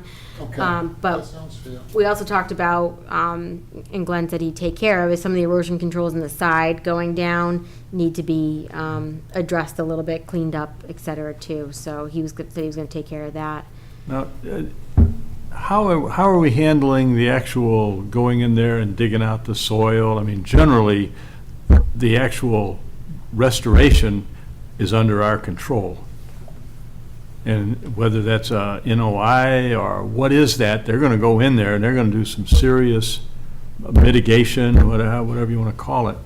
I'll issue, when and if you approve it, I'll issue new orders of conditions that are very clear, but I think it would be great to see a work plan up front that can Oh, be yeah. given to a contractor, that way I don't have to create it with them on site. Oh, That'd be yeah. very clear that this is what's gonna be done and what sequence. There's a lot. Yeah, we definitely need a work plan. Slab removal. Yeah. Right. The less I have to- Infiltrate a Yes. trench and stuff. Yeah. Tennis court, Tennis court. basketball Basketball hoop. court. Yeah, Yeah, I Basketball mean, court. that's the whole reason why, when people do get in and start doing their own mitigation and they get in trouble, because sometimes they make a bigger mess trying to clean something up than the thing that they did in the first place. Yep. So I agree. I mean, we definitely need some sort of a work order, the order of conditions or something. Right. Revised order of conditions. Right, but having the project team develop this work sequence plan that whoever the contractor will get will be useful too, and seeing that up front. To be honest with you, I found working Glenn very difficult. And I'm trying to be polite. You keep getting caught in the middle on these things. Who? You. I never even asked for this bullshit. Could you say that to the microphone? 'Cause I know. You didn't ask for this, okay? No. You know, they called me up and said, you know, Glenn's gonna run this show, and I'm saying, good. And I've been doing all the dang work. I think we should talk about the dock too. Don't hold back. No, I don't think we really should. At this point in time, they're coming to us with a new plan.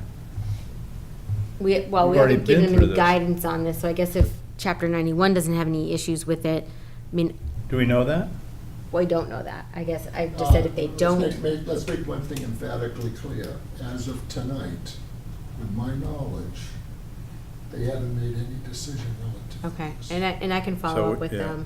Other but- than the fact that the submittal would be set finalized as far as the submittal is concerned. Okay, they've That's received, submittal. not That's approval, decision. okay, It's not decision. okay. No, don't be misled. No, all right, so we've had an update, and Okay. let's call it a, Thanks. Call it a night. call it a night. Thank you. Yeah. Thank you. Thanks, Lon. Get that blood pressure down. Yeah. Money like that I don't need, believe me. I've seen you caught in the middle so many times. What's next, Beck? Right. Nice job. This. Ashley's looking a little sleepy over there, we gotta keep her moving. All right, signatures. I have orders of conditions I've drafted for 42 Shampoo Road. Take care. Night. I did not receive any comment on them. Did anyone have any questions or concerns? On 42 Shampoo? Yeah, No? okay. I know. You? Nope. No. Okay, can you vote on issuance on these, or No. Down the road. you already approved? We it? already approved the project. Okay. Sometimes you do, sometimes you don't. Oh, yeah, sometimes I sign things that, I always read the cover just to make sure.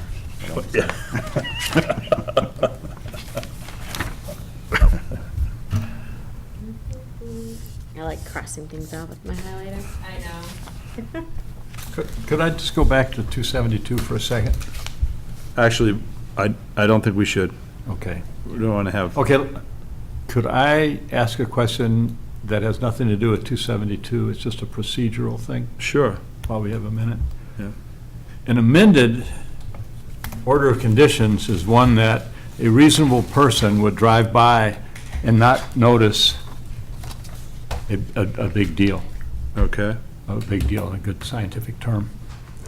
What exactly is a revised, and how would a project that had a lot of mitigation, a lot of bulldozer work and all that fit into that sort of a process? How to move forward, what's the best way to move forward? Is that the question? Yeah, without going to, say, a whole nother notice of intent. I just need my memory refreshed. We usually would have, there was like a large amount of restoration work that would usually be another, could possibly have been another notice of intent, but. Well, the point that was made by Lenny. Just dawned on me. Yeah. If I could just cut you off for Go a ahead, second. yeah. It would be an enforcement order. That's what we would do. Right. Right, we right. have an Take enforcement against them and you'd say, this is what you will do. Okay. Right. I sort of answered my own question, but Yeah. that might not work here. Well, the two things that I heard that I liked, because I don't. about 262, though. 270, Oh, 270. Just in general, Two that's- things that I have heard that I like about process. moving forward, to have it in the same file and have it be revised is a good thing when I look for it in 5 years. Right. Because you have the whole sequence in the same file. It's continuity. Continuity, and starting over lets them off the hook, because you'd have to close out the old one.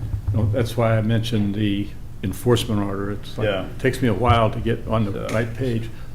Okay, so, I guess that's as much as we can discuss that then. Yeah.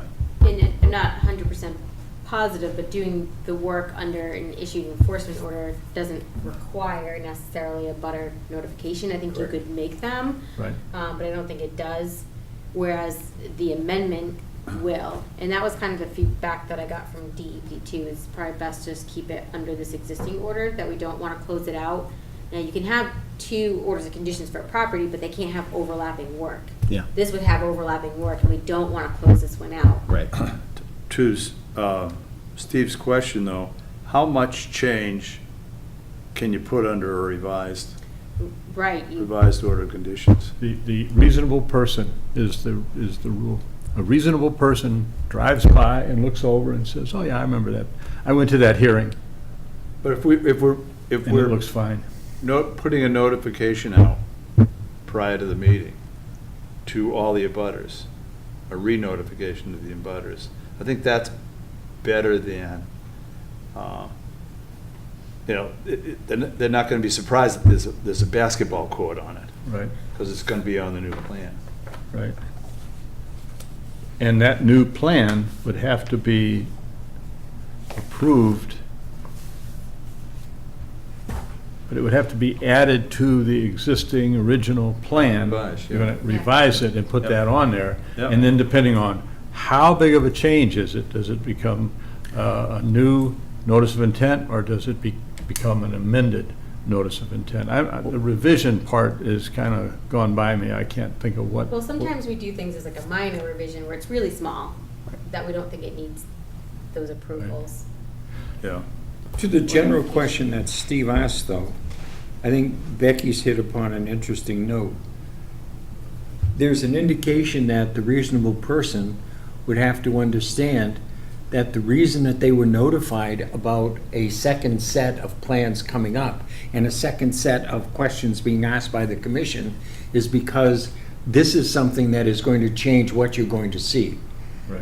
For example, there might be some removal of some things, there might be some additions of some things, but it's slightly different than what you would normally have seen from the previous time that you were in front of us. Right. If there's a new notice sent out to the abutters, I mean, that takes care of the whole issue of a reasonable person driving by and seeing it, because they're being notified that it's not what you remember, it's something new. Right. Right. And I guess the question that we would have to ask ourselves is, we would cover the construction of whatever that is with orders of conditions that would protect the resource area. So a lawyer might get in and argue the fine points of a minor or an amendment or a new, but we have got orders of conditions in whatever the document is to protect the resource area. Yep. All right, let's move on. Okay, here. thank We you. gotta we got a lot to do tonight here. Becky Do, what's next? Cedar Leak, Mass DOT. Okay. All right, so some of you are already aware of this. We were made aware from a resident in Cedar Lake Association of some drainage issues. Let me just show you so there's the Mass Pike. Yep. The person who lives here noticed that there's a failing pipe in this area here. It's already signed. Yeah, okay. A lot of erosion has happened here, a lot of fill. Thank you, move that back. So we've got a couple problem areas. We have that, and then this area 1 is a big sluiceway, which takes stormwater off the Mass Pike and discharges into Cedar Lake here. I went out yesterday and came from this side and noticed there's another, Area 4? yep, sluiceway that comes down on this side that, I've never seen Area 1. this? Yeah. Oh, wow, and if you look at the aerial photos, you can actually see, let me zoom in. I don't believe I've ever seen that either. See this line? Looks like you'd think Yeah. a stream? Yeah, I That's- saw it. That's Yeah. a paved and concrete sluiceway, Oh, and I wow. could follow it all the way up here. When I looked really good at it, runs all the way up here somewhere. I mean, it's unclear kind of where it's, see, you can see it here, and I think that's it there too. How wide is the paving? I can show you a picture. I would say it's probably 5 to 6 feet wide. You can see it in the woods. Yeah, I know. Yeah, I it's- See it in the woods? Oh, yeah. Maybe even So it's more. big enough that it shows up on a satellite image. A lot of this it's concrete down here. It's broken up and it's actually getting underneath it and washing out sediment, which is filling in. You can tell they haven't done any maintenance activities in a long time here. I'll show you the picture of the pipe over here. And then this area, you can see here, which I noticed, this is the old access way they can get down, which they can probably then do their maintenance activities. Right. And then, so there's a pipe. We walked up here. I don't know where it's coming from. I mean, maybe it's collecting on this side of the road and it's coming underneath. That's directing stormwater. It's huge, right, that pipe? Oh, yeah, it's a big pipe. Yeah. In a big hole. Yeah. So I don't know if the pipe failed somewhere and then it kind of undermined, kind of like what we saw. There's a over- sinkhole? Pretty much, yeah, on a steep slope. So I also went over on the other side, and I don't think we have any issues that are violations over here yet. But we also have these paved sluiceways, and then over here, they actually have like a series of detention basins that overflow into another one. There's decent-sized trees growing it. They haven't maintained it. It's got a lot of sediment, but it does that, and then it eventually discharges into the river. That side's not bad, but that side needs maintenance The activity. discharge into the river or into Hobbs Brook? No, this isn't Hobbs Brook here. There's a stream here that comes out of, this is Hamilton Rod and Gun. Oh, okay. Which you can see in this aerial photo, see the Oh, there we water, go. Yep. and that's running down, and here. They had an issue earlier, and they're working on stabilizing and doing things with the whole quarry over there, but they've fixed this for us. So is the filled pipe carrying sediment at the present time? Oh, yeah. Yeah, it's washing out. So I'll show you the photos. So, Cedar Lake Association contacted Leon. We had a meeting. A representative came in, showed us the stuff.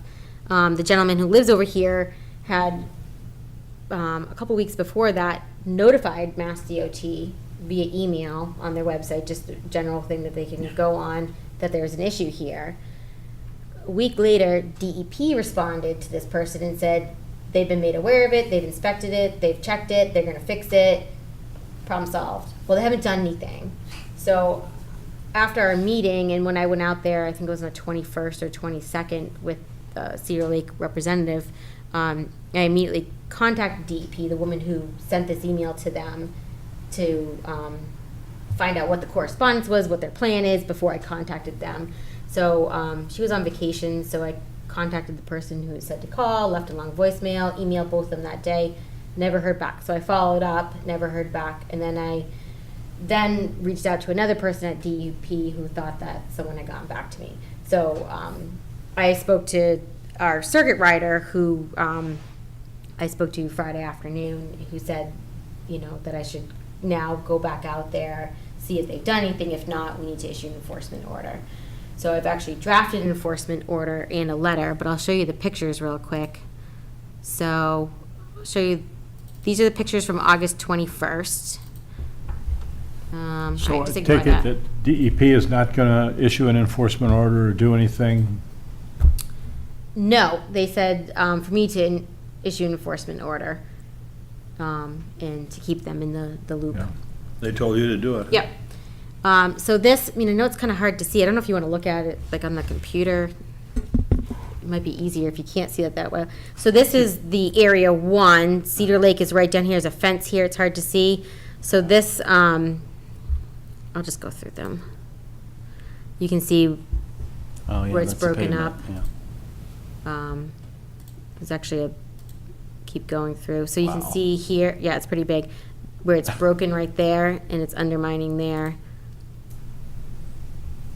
So this is going further up. We need to follow it all the way, and I need to contact one of the abutters, whoever built the house. Their perimeter drain comes all the way and ties into this. So Sweet. yeah.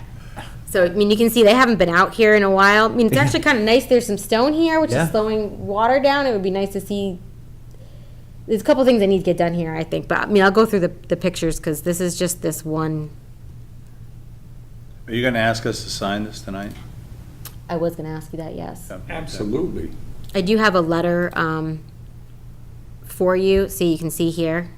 You couldn't really look down here and see, but it's probably undermined underneath that. All right, let's get to the pipe. So here's the pipe. Wow. And it was, the day we went out there, it was worse than when they went out there a week before or whatever it was. This is a very, very steep slope that goes up. I could probably stand in here and it's over my head. It's how much is washed out. I couldn't see where the pipe failed, but I'm assuming that it's somewhere here underneath, and that's, all the water's coming down and eroding here, but I'm not 100% sure. So how big is that pipe? Is it like a 12 or a 15-inch or? I would say Bigger probably than a that? 15, maybe, around there. 15-inch Oh, yeah. pipe or so. I think it's bigger than that. And it just dumps down into the Yep. lake? Yep. So they have all this stone here, and you can see, hold on, Wow, yeah. that's a good picture. Yeah. Is there and then- any kind of See? a sediment trap Oh, at the yeah. top of that pipe, or what's the story? They I just- can't, yeah, this is where, I think the pipe is almost kind of buried here. I don't know where it comes out here, but this is all from the hillside that's in Cedar Lake right now.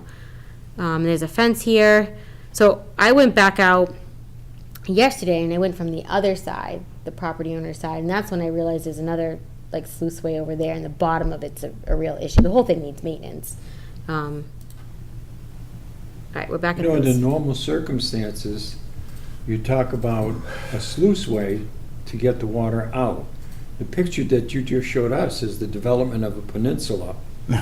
If that doesn't have an enforcement order written all over it, Yeah. nothing does. Yeah. All right. So this is the other side. I mean, it's hard to see up there, but I mean, This it's is the all north side washed of the out. pike. It's, you've made your point. I think we need to sign, Oh. and then I think we need to go out and take a look at it Yeah. on the next site visit. Yeah. All right. Understand what So everything is. I have an enforcement order here, but you have a draft of my letter. Right. I mean, I talked to DEP for a little while about what are the things that we need to kind of highlight on here that are important.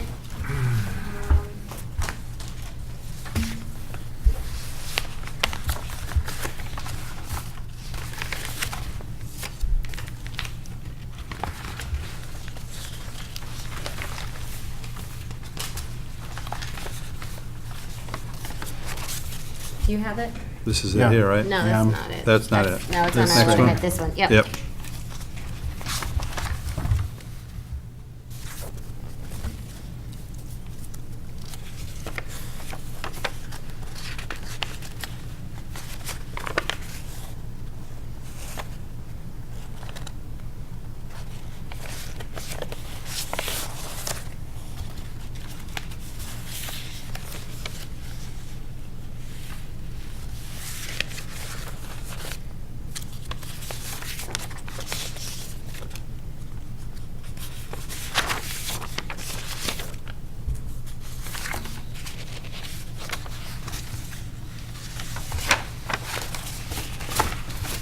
I mostly just want to make sure that what we're ordering them to do, you think, she said to kind of use broad statements about what we want.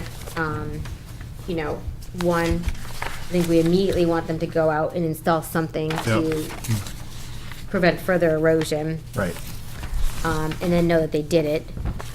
They need to develop a plan to repair all identified failed or failing drainage structures, and they should submit it to us.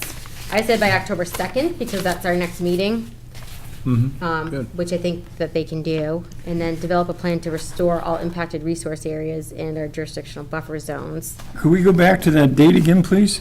October 2nd, Yeah, why not ask them to have the report to us before that so that we can actually look at it. read it and Okay. digest it? That's fine. I was looking at the calendar and I was thinking if we send this in the mail tomorrow, they get it by the end of the week, that'll give them a week. I mean, I'll email it to them too, whoever I have for contacts there that I can get. Yeah. I'm not sure All they right, can do you want me to get change that something. date then? Do you think they can get it faster than October 2nd? I think that they can if they want to. Yeah. All right.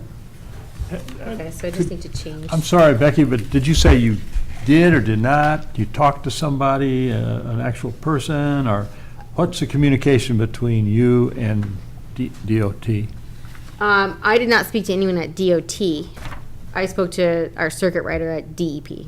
DEP. Yeah. So DEP is going to take zero action on this, so I recommend that you talk to somebody. Well, it says here, Mass DOT was made aware of these issues on August 11th, 2018 via email. Your Not by email? us. No. No, that was by, I mean, I can put the person who lives over there, Mr. Lincoln, I think his name is. He sent an What- email. Oh, okay, yeah, so this was from a private resident. Yep. Who sent an Okay. email to Yeah, that was Mass before we DOT. were even notified of it, Right. so, yep. Right, right. I strongly recommend that you actually speak with somebody and say, have you gotten the email? Are you aware of this? This is not, the town is now taking the lead on this issue. And If you want, we'll send our own, or, well, you'll have this thing, and say, you know, what are you planning to do with this? Because I don't know what I should say on television, but I spent 7 years working with these people, and I never had anything that was anywhere near being satisfactory. So, and I don't want to get my blood pressure going again. But anyway, I recommend that you get contact with somebody, so it's on the record. I've spoken with Joe Schmo. Yep, well, I was planning on contacting them to tell them that this is coming Excellent. tomorrow, Yeah. to start, Okay. so they can get out there and at least get Good. something up. Excellent. And keep notes on who you talk to. Oh, yeah. So we have I it with keep this. my So when we're disappointed, we actually have some, All right. Good. Well, when do you want People. me to have them give us a restoration plan by? When The Friday before our meeting.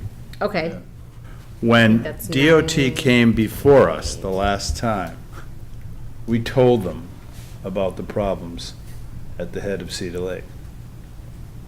I personally told them that there was blown out and that the Mass Pike was, you know, Yeah, because they have a whole team of people now Right. that are going around the state and Right. fixing problems just like this. yeah. and they Right. said that they would look into it, blah, blah. now, another thing about, probably about 8 years ago, an environmental consulting company called Gold Environmental Consulting, did a study to determine whether the problems with Cedar Lake, or whether the Turnpike was having issues with the lake, or whether it was something else. A guy by the name of Brian Donahue did Brian Donahoe did the work. Like the salting of the turnpike, things like that. And any kind of erosion or nutrient addition, you know, what's the impact of the Turnpike on the water quality of Cedar Lake? What were the results of that? I never saw it, I Okay. just know the The- guy that did the study. What was his last name? Donahoe. I think the Cedar Lake Association is looking into potentially obtaining a firm to do some of that work for them, figure out how much sedimentation has been done down there from that Yeah. runoff and everything. Should I also add in order to restore it by a certain date? I gave him a date to give us a plan, but I think that's something that DEP talked about, and I gave dates for giving us a plan, but to come to our meeting, but I think that we should have the site, give them a date to restore the site by. Well, I don't think you do that until you get with them and go through it. Okay. You know, You wanna get 'em when in you here. send them a letter, I think you also ought to send them pictures. Oh, I'm going to, Yeah, yeah. there's Yeah, pictures I didn't attached think to of that. Quinn Say, points. oh, we don't know anything about this. Yeah, in the map that I showed you with the different areas, I'm gonna do a cleaner one and send that with this tomorrow. That way, I'm specifically showing them that there's different areas, because they've only been made aware of the pipe. Excellent. She references the attached photographs. Right. Areas 1, 2, and Yeah, 4. that'll be good. Yeah. Is everyone good with sending this letter? All in Yeah. favor? Okay. And I actually have an official enforcement order for you to And sign. put this on our site visit, and you can give us an Yeah. update, you know, so, Yeah, Nice job putting this package together. yeah, Thank you. excellent. Very good. thank you. All right, so I'm gonna change page 2 of 4 and change my date here, but I can change that page, I just need you guys to sign. You don't really have, if you back it off the one day, which is the first, is Monday, and then you go back to the weekend, then you know, Friday, you're practically not giving them that much time, so, I mean, I don't have any problem with the second. Dave's right that, you know, we'd like to prepare for it, but. Yeah, my thought was that I don't think there's any way they could possibly do that even, I mean, I know you're saying they could if they wanted to, but they're only gonna have a couple days to. Yeah. yeah. You want to look something. reasonable. Right. All right, you want me to leave it that way then? Yeah, I would like that. I don't know, you guys think? I mean, they might not have a restoration plan then, but they'll This have is, you know, we're to the end of September now, Right. basically. Steve, you have a comment on it? No, I'm good. I made my comment. Right. All right. my negative comment. Just sign it. Sign it? Yeah. Oh, now you want us to sign it, huh? Here, let me just take these pages off, might be easier. Chairman to sign it. I'm the only Well, one. yeah, you only necessarily need one, but the more the better. Oh, yeah. We unanimously agree that that should be shut down. What's next, Beck? I have, I'm getting my files mixed up here. It's done. Ashley and I are starting to go through old orders of conditions and create some tracking sheets and spreadsheets and all these fun things to organize. And we started pulling out orders of conditions to follow up with people to see, you know, orders of conditions that are starting to expire. So we pulled out one. It's going to expire in November, so we contacted them just to see where do we stand, just in case they need to get an extension or whatnot. Because we just had someone come in who missed an extension by like 3 months, and it's a big project, so they're coming back in front of us. So we're trying to do some house cleaning.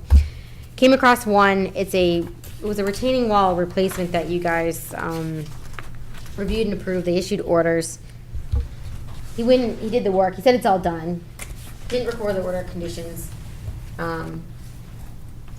Doesn't have the original orders of conditions. It's like, well, you still need to record them, and you need a certificate of compliance that you did your project, etc. So I told him we had a meeting tonight. I can have him re-signed, and he needs to finish the process. So he needs new signatures. Signatures on, An order of conditions. So these were actually issued in 2015. What are we doing here? Sorry. All right, so. We're signing a new order of conditions for something that was done long ago? Well, it's not a new one. It's a duplicate. It's a duplicate orders of conditions. He lost the original, so we need a duplicate. I don't blame him for that. So, and do you clearly have the same 2015 date on the duplicate? oh yeah, the date of issuance is the same. It's Because just we're not this- signing it so that there's 3 more years for it to be accomplished. Oh, absolutely not. Okay. This is just signatures because he doesn't have the original, and you need an original signature Then copy. to we also record it. should make some kind of a big mark on the front of it, duplicate. Right. Well, he's got to bring it to the registry. So. Yeah. Well, did we have to have signed the original one? It was signed. Oh, yeah, it was signed. No, I mean the same Individual members. people, well, Where's it- so that's where the is it? thing. The original had, I believe, Ed, Dave, and Oh, man, I'm on everything. Joe. What do we got here? So, I don't know I don't think that matters. No. I'm not 100% sure. Do you have I'm sorry, did you say you had or did not have a copy of the original one with the signatures? Oh, I have the copy. Yeah. Yeah, but he can't bring this to the registry to get recorded. It needs to be The original one. Original, so and he it's- doesn't know where it is. Sign it. You know, Yeah, so we're in a box, we have to sign it. Yeah. I mean, I'll be very clear in my letter that this is a duplicate, et cetera. I mean, he kind of asked, he's like, well, I already finished the project, why do I have to do it? And I'm like, well, But it's see, part of the that's, process, and that's where the landowner gets caught. Because then at some point in time, the landowner tries to sell the house, and he's got an order of conditions Well, that no. hasn't been recorded. but, so it doesn't really exist. So on we the don't even deed. know about it. Yeah, so he just goes on, he doesn't get caught. Yep. That's why Nothing he has to happens. finish the process. That means that you guys did a nice job. I mean, I think that, and I don't have anything to file for a pre-construction meeting or anything. I imagine if he did do that with, What's the DEP number on that order of condition? this is 935. Oh, man, don't you just love 935 signing doesn't stuff even like seem that? like it's that long ago. Yeah, Right. 2015. So I don't know if you remember, he like did a whole PowerPoint presentation for you guys. I don't know what that is. Stairs would go. Before my time. You probably don't remember. It's just before my time. I think you took out part of a concrete wall and it's just all stone now. I don't know. I mean, it doesn't sound like it's probably a problem. I'm actually going out there on Friday because I actually spoke to this gentleman a couple months ago. He was interested in maybe doing something else. And we talked at that time, not about this at all, but we talked about something else. So when he called, he wants to talk about that, and I'll give him the signed All right, what do we got next?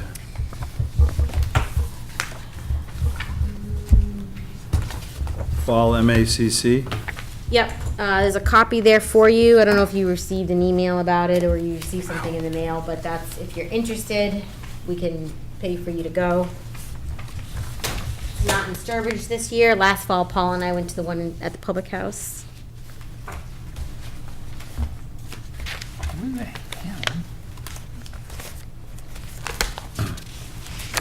October 20th. To check it out and get back to you. Don't know. So that's just for you.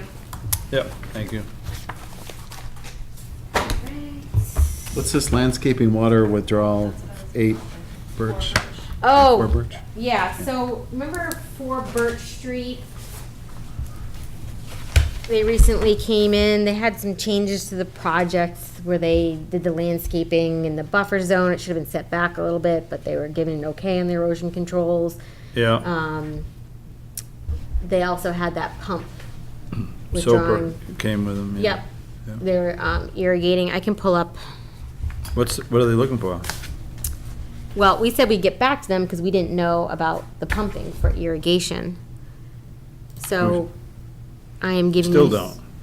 I'm giving you some more information right now. We soon will. You're so So let me just impatient. refresh your memory. That's not the plan. Yeah. What do you think, we've got a minute? If we didn't laugh every once in a while, this would be killer. Okay, oh yeah, I remember Oh, this. well, this was the original plan, then it was revised. Yep. All right, but just shows you the site, all right?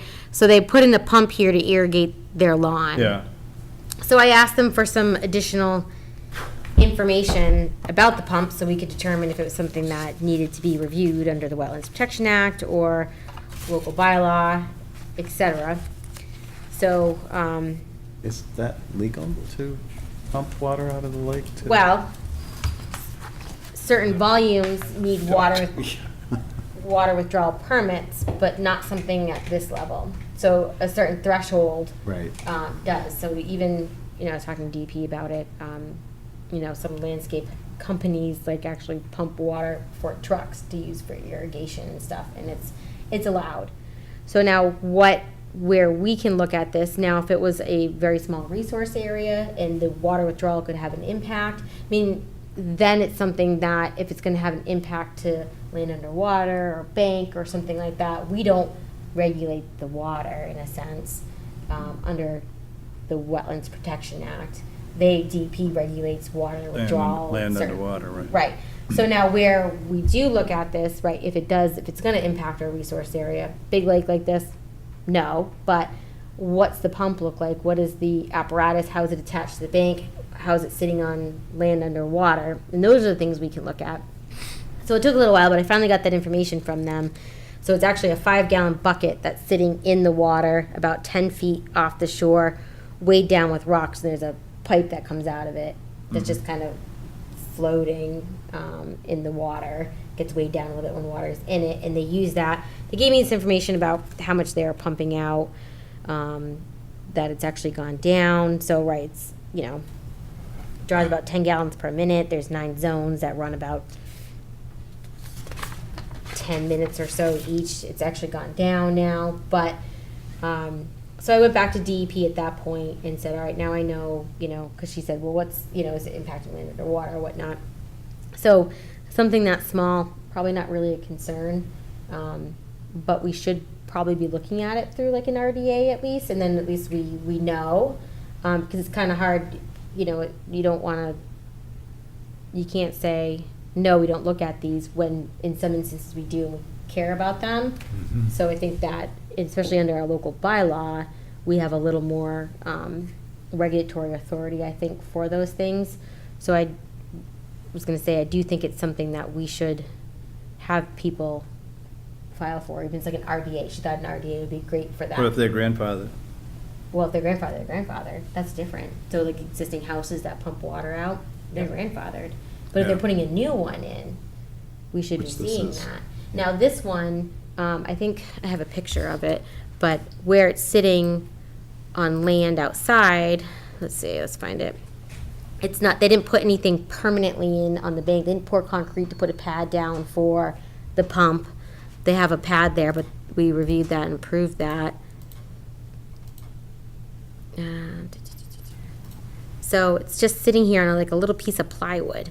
So, and it's not right on the bank, it's set back a little bit, so I don't think there's anything we need to review for that necessarily, but that's something that we would be looking at with these pumps, and then the land underwater that's impacted. So, I mean, it's probably less disturbance than when someone puts a float out with an anchor, but we should still be, even those type of things, looking at, even if it's not gonna have a concern, but that I mean, it's a small footprint, but it technically is on land underwater. So I think we should. I'd want to see the inlet too. You say it's a 5-gallon bucket, and how is that screened? And I mean, Right, and I don't know about a screen on it, and that's why, right, I had asked them specifically about that, and that's when I finally got out of them that it's in a 5-gallon bucket with rocks. So I think he said there's holes on the side so the water comes in. That's generally But what right, they you do. might have a concern with an inlet sucking in things and, yeah. yeah, so. How does that fit with the period of time from November 1st until January 1st during drawdown? Well, so that's the thing. They would be Yeah. telling us what they're doing with it. Are you taking it out? I think they'd probably be taking it out for It the winter. Wouldn't need to be, you wouldn't need to be spraying Not gonna water water on their anything lawn during the winter. that time of year. Looks like a 2-inch pump, it's not gonna be. Right. Yeah. But, so for this one, they have an open order of conditions. Do we have them show it on their plan and give us information about what their proposed use is? Absolutely. Moving forward in the future, I do think that, It's a good precedent to right, have us just check it out. I mean, I don't see that that's gonna be a big issue. They just start it up whenever they're gonna irrigate and, right? What authority do you have? Pardon? I said, what authority do you have to look at it? to regulate it? Well, that's the question, I think. Well, we do. We can't actually regulate We- that they're withdrawing I think the we water, have the but- question of asking, I think we have the authority to ask what's going on the bank. And, Right. and if there's an impact. I mean, I cannot imagine, but somebody might come along with a 4-inch pump, and that will have a significant impact. Oh, yeah, no, on the I'm bottom. not, So, yeah. I He might be filling I his own little separate pond with it. right. And maybe that's not an issue either, but maybe it is, I don't know. I don't know. But I think we have a way to, I think to get our foot in the door, just to ask those questions. What if somebody comes along and pours a big pad? I don't know. I'm not really I concerned do so agree, much. because it's sitting on the bank, that we have jurisdiction to. We have jurisdiction To on the bank, have them yeah. show it on the plan. It Yeah. should be part Right. of the. Right. Or the order, or, whatever. We have that authority. Yeah. Right, and there Yeah. should be a detail of what the inlet looks Yeah. like. Yep. I mean, I think You we know, The have. size of the pump, I mean, Yeah. all of the, It's a- so they don't come back and put a, It's a good like I said. precedent for us to just say, hey, we got eyes Yeah. on this. So We let's know do what that, we're doing. okay. So to Steve's point, you should get at least 2 dimensions on the plan. The dimension should be the diameter of the pipe and the horsepower of the pump. Right, Steve? Mm-hmm. I don't know what to do with the horsepower of the pump, but I can kind of picture the amount of suction a 2-inch Well, I've versus got- a 4-inch. I've got a 5-inch, a 5 horsepower Honda Yeah. and it's got, I'm gonna say a 3-inch pipe, flexible pipe with it. Okay. And that can clean my basement out of 3 feet of water in about a half an hour. I think knowing what the amount of gallons per minute, I think that's. That would be okay. Yeah, that's the. Yeah, Well- and the diameter of that, because they come in, Education came in handy, Steve. Yeah. they come in Right. 2-inch, 3-inch, 4-inch. Well, I think if, you're right, and we can give people that information, those are things that we want to look at. Because, right, we don't know if it's on a big lake like this, right, taking that amount of water out isn't a big deal, but if this is a different resource area, it could be. So we do need to know that, because it could impact those resource areas. Yeah. So for this one, this is an open orders of conditions still. They wanted to submit for a certificate of compliance, we told them to hold off a little while, we wanted to wait for the site, we need Yeah. to figure out the pump, And tell them they gotta spec out the, have them revise this and put it on the plan, Put it and on give the us the plan. detail information on there, and then when they just submit that with their certificate of compliance request. sure. Okay, they don't need to come back for, Yeah, bearing in mind that the water's gonna end up Yep. back in the lake. If they're Right. irrigating, it's. Right. right, So- after it picks up the Yeah. stuff off the lawn. Right. But I also think, too, that maybe if people are asking to do this, we could get a vegetated buffer along our resource areas, so that way, that water, eventually. All right, we can move on now. Let's keep going. We can spec it when,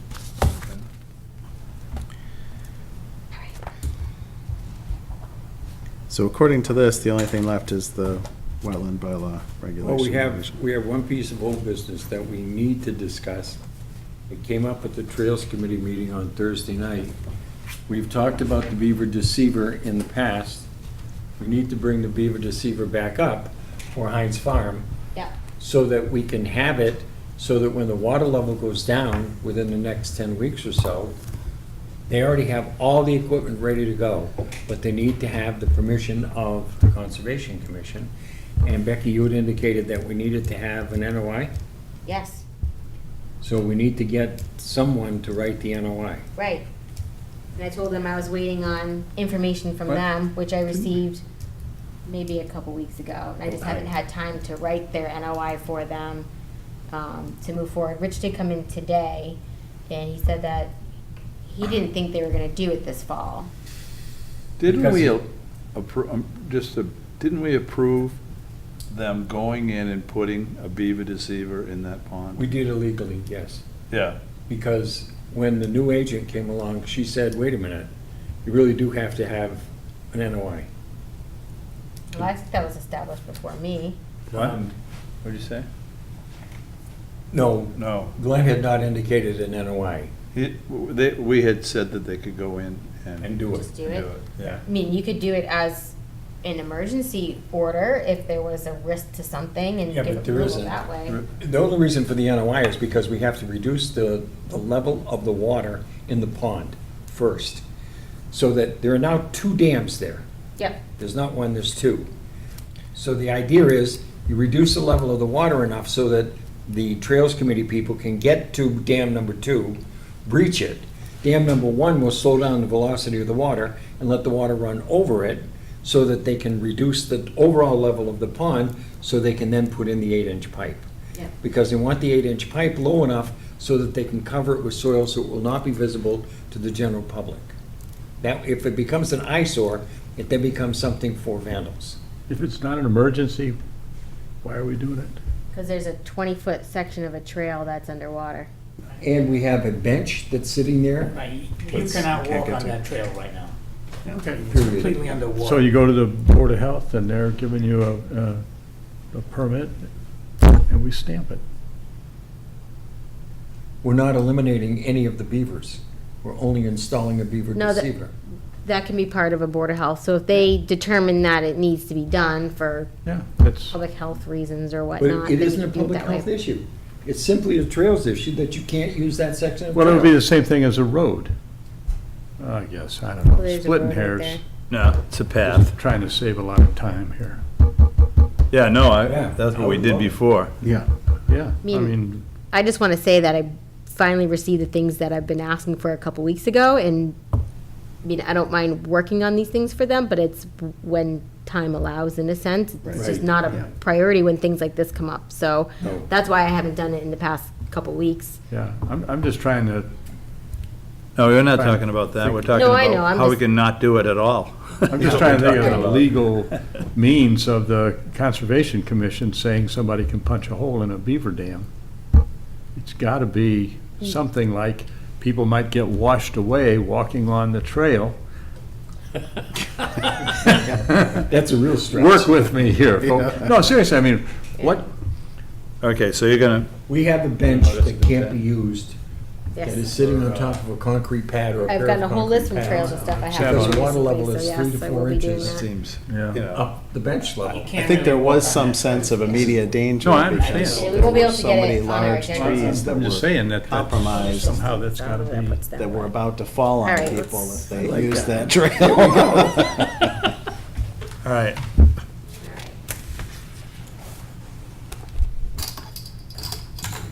Last but not least, Work session number 371583B is now about to begin. Oh, man, I gotta leave. I did. I think I did. Yes, I Okay. did. Yeah. Okay, thank you. Okay. All right, so let's just, sort through what you have for the bylaw Now, I have yeah, stuff. We'll try to keep this organized moving forward, so. you're the leader. Tell us All where we right. need to be. Everybody has a new draft. Yes. Right. All right, this draft is up to date. Changes, so our last meeting where we had discussion was in February. You also have a portion of our minutes that talks about the discussion we had and all the things to be changed or questions we had in moving forward. Okay. So, should we, Now, have these minutes been implemented in here? yes. Yep, I went through and checked everything.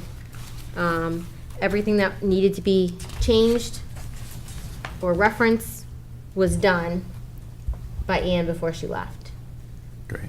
Okay, we do have a couple outstanding things. Okay, what are they? All right, so the big outstanding things. All right, one, before we get into this. One thing we need to do, and then I'm waiting for advice from town council, is there's working sessions that were done in 2017, early 2017, maybe some in 2016, that there were no minutes for. Bless you. So I had Ann, before she left, kind of go through and put some stuff together. We actually worked to, do drafts, which got sent out, which kind of showed all the things that were changed. I'm waiting to hear back from town council on the best way to move forward. Do we amend our existing orders and just put information in there? Do we separate ones? So we need to do that before we do a public hearing to make sure that all of our minutes are done. So I'm waiting on advice on the best way to do that. So once I get that from them, we'll get that together and have that done. So that should be taken care of. So that's been They kind of have it? Yep, they have it. I'm Okay. waiting to hear back from them. I followed up. Usually takes a couple times. I still don't understand why it is that the body of information that we have represented in front of us as the draft does not represent the minutes, since that's the only bloody thing that came out of all 87 of those meetings that we had. Well, I think because on the agenda, it said there was a working session to Right. go over it. And then in our minutes, it should have said what was discussed.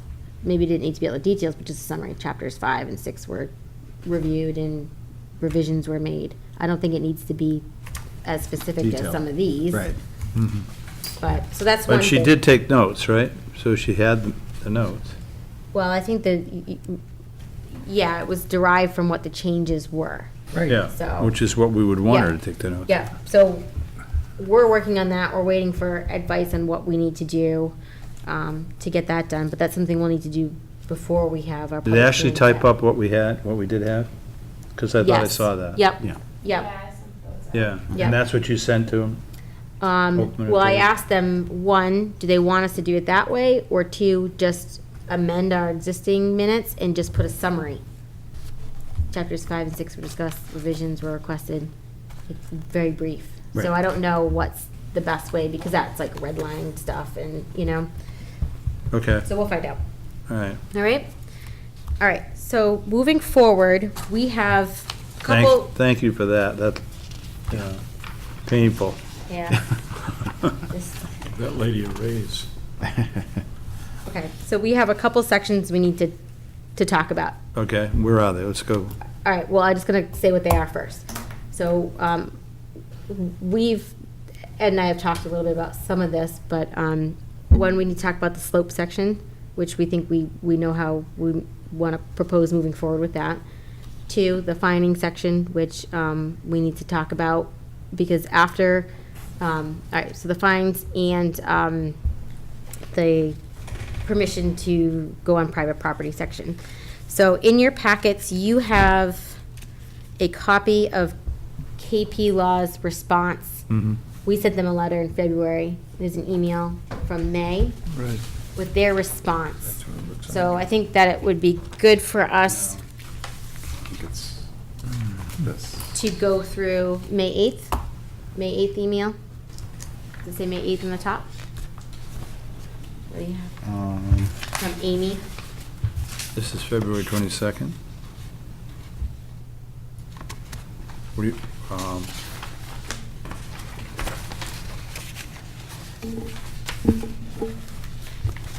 this, and then this. You don't have anything else?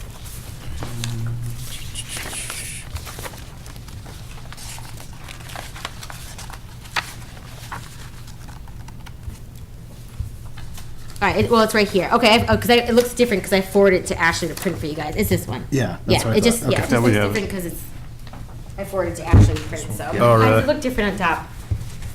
Oh, so it's the same as mine? Same as this? Not Yeah, that. May Nope. 8th. That's not it.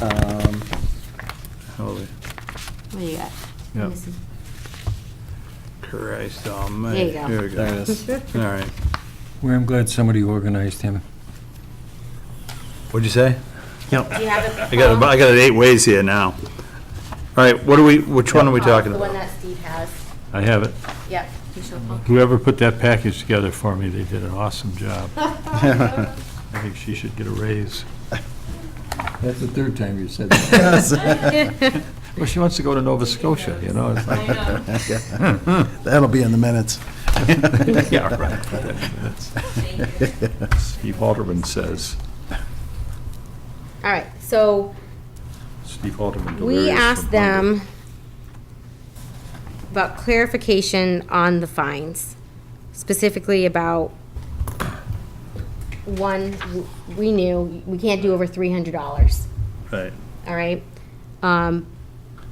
But we asked about square footage or whatnot, and they have their opinion here, if you want to read it. Yep. So you can do it per square foot, but you can't go over $300. Can't go over $300, you can't go over $300, you can't go over $300. Yeah. Come up with an angle, and I'm gonna say you can't go over $300. One of the things that we can do when we get this completed Right. is leave that at $300, but go to the Board of Selectmen and say, we firmly request that you change I The agree. bylaw. the bylaw, which is 2000, last change in 2000. Yeah. I agree. Or I think that's when it was implemented. So, Well, of course, then, Look, then we never find the anybody last anyway. one, the last change Okay.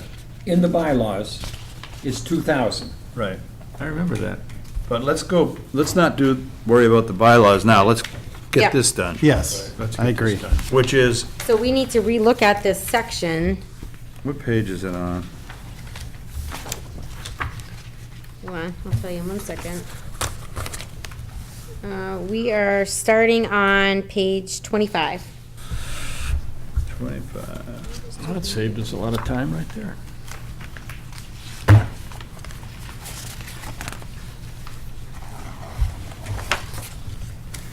Yep. Actually, I opened it right to that page. There it is. Okay, so we did It all looks familiar. take their advisement, and we changed it $300 down the bottom for violations within a resource area. First violation, 100, 200, 300. Oh, wait, what did I? Oh, okay, sorry.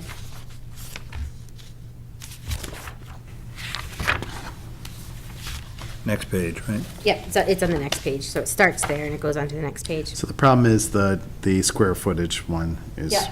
It's ridiculous, huh?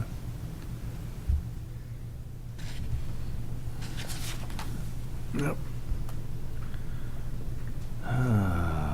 And I think the language about egregious violations too. Yeah. Well, now, one thing we can do, we can say, first violation 300, Right. second violation 300, third violation 300. It's a small token, but it's, I agree. what? I agree, that's good. And a violation is 250 square feet or something. Yeah. And the fourth violation is 300. So Fourth three is 500. after we met to talk about it, I sent an email to KP Law, sorry, Yeah, no. kind of asking for clarification on what they thought in our bylaw. In the fine section, there's a second sentence that says, each day or portion thereof during which a violation continues shall constitute a separate offense, and each provision of the bylaw, rules and regulations and permit violated shall constitute a separate offense.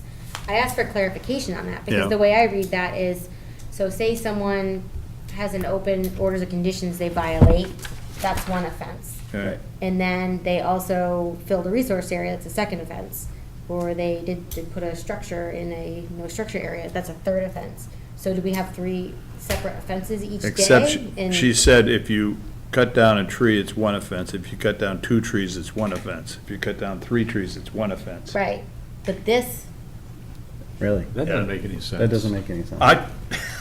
I'm just telling you what's in from KP Law. Yeah. Yeah. Okay. but, I used to like them. but if a violation of a permit is a separate offense, and then Right. they do something else that they violate a regulation, no building a structure, that's a separate offense. That's 2 offenses that each have a $300 fine. So I think this language gives some flexibility, but I think I asked them to specifically clarify that sentence because that's not clear to me, and that's what's in my email Yeah. there. So what was their response? There's no response yet. Oh, I mean, I okay. just asked recently, but, I mean, they don't ever get back right away. I'm gonna ask again. Then what I would suggest for the time being is why don't we alter the language to represent what KP Law has indicated? Yeah. And then if they give us any clarifications, all we have to do is parenthetically add them. Right, well, I mean, I kind of think, too, not that I want to change everything here, but by leaving this language, violation of buffer zone, first violation is a written warning. Yeah. 50, 100, you're setting it up where it's very specific. If we, depending on what they say, if we reference this kind of sentence in our regulations almost, I think it gives us more flexibility. Yeah. Right. Um, I don't think that's what, I David don't- wasn't saying I'd do So that. you want to say up to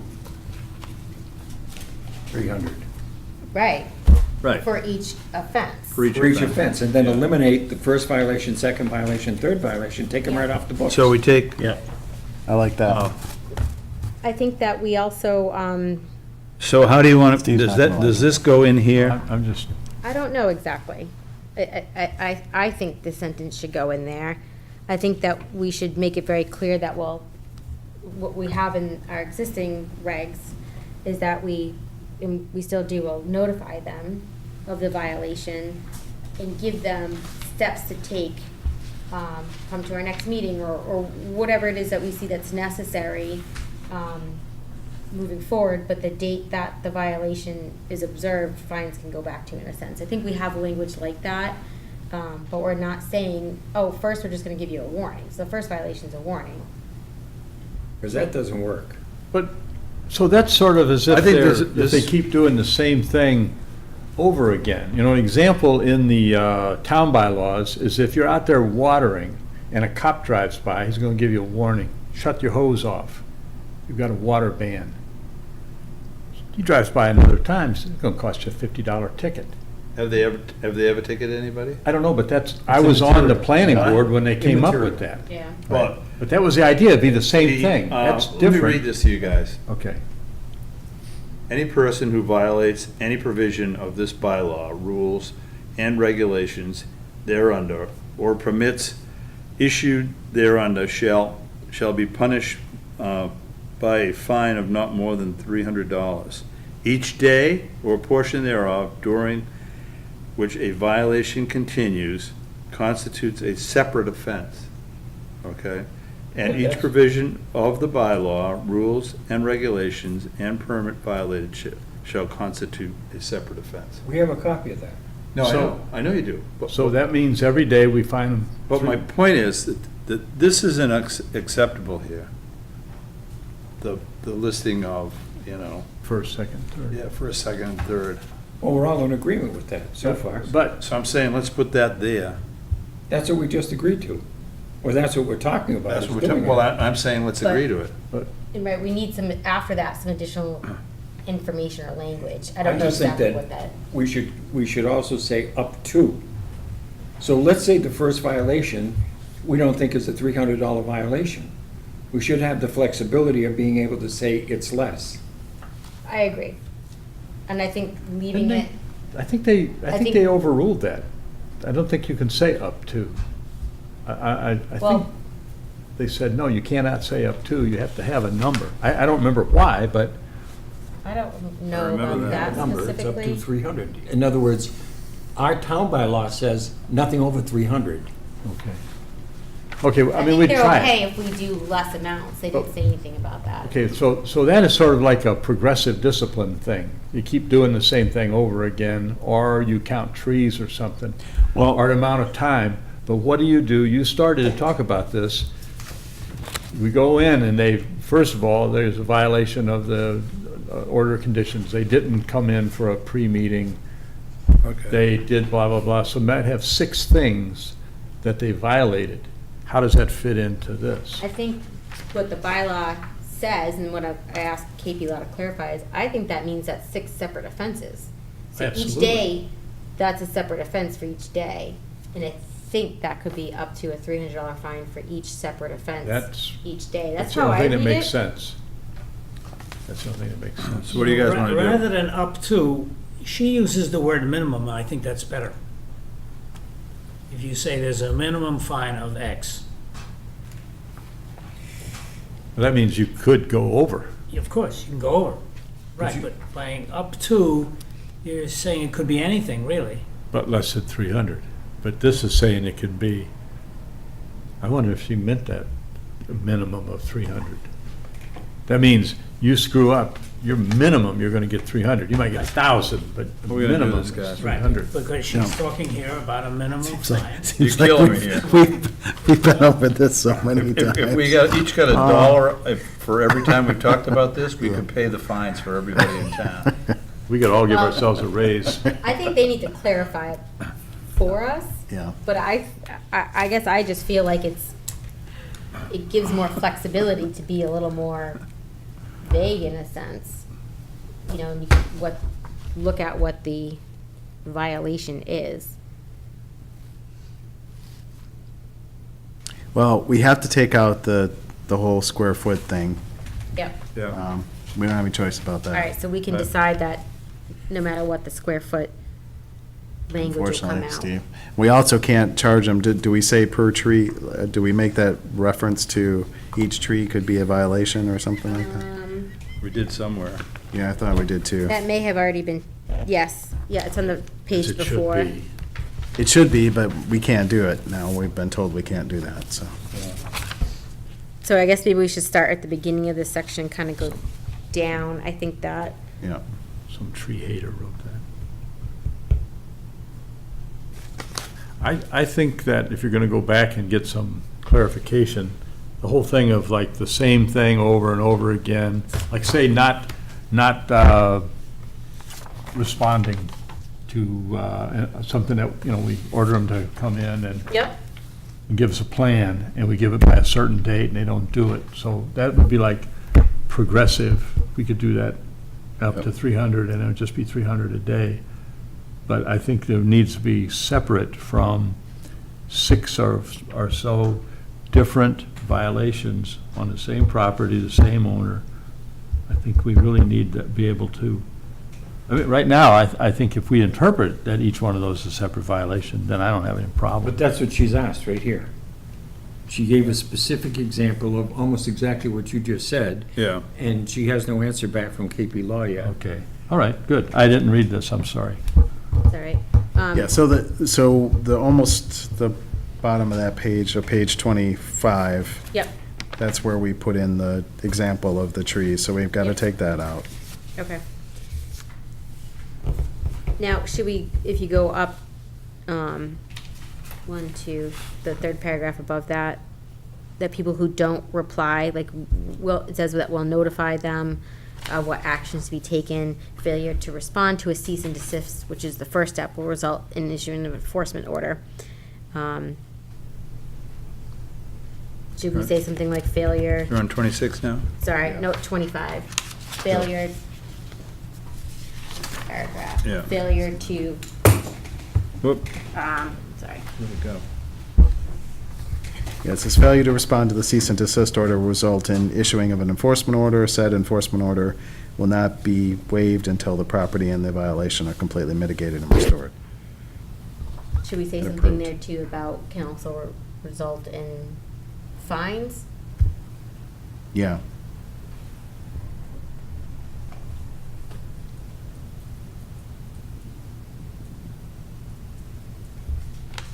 And, yeah, something like, will result in issuing an enforcement order and may include fines or, Okay. I don't know if we want to say. You want to shall use this now? include. Any person who put that in there? I hate to think somebody could go in and cut 20 trees and just get a $300 penalty. Right, that could be put in Huh? I think so, yeah. right before it says Becky, what fines if we may took, be what if we, issued. what if we took this and popped it in here? Yeah, no, Right. I think so too, but right, like right here, like after this paragraph, Right. before this fines may Right. be issued. Yep. Right Okay, here. Insert, Put that in. okay. The rest of us are being left out of the discussion, folks. Yeah, what we were saying, we're on page 25, That's where we're all at, but Yep, and we're at the bottom, the third, fourth paragraph. we're there. And what we Okay. were saying, we're saying we'll put the, any person who violates paragraph in there from the From the bylaw. bylaws. from the bylaw. So if you look at the paragraph on page 25 that starts with owners of land, Kind of the biggest paragraph there. yeah, the biggest one, second to last sentence says failure to respond to the Yep. cease and desist order result in the issuance of an enforcement order. We're also gonna add something in that sentence and, can include issuance of fines or something of that nature. And then we're gonna insert, before the next paragraph, we're gonna insert the paragraph from our bylaw that refers to fining.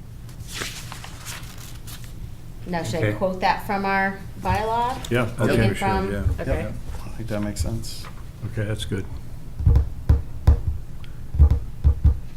Now we need to just cross off the next quarter of a page.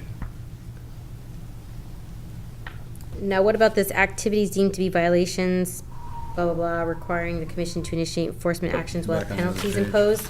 Actually, that's kind of, that sentence maybe should be at the end of that big paragraph about the, we were gonna just add the language about the fines. Mm-hmm, Yep. That kind Yeah. of states what we wanted, right. Yep. and then we go into the fining.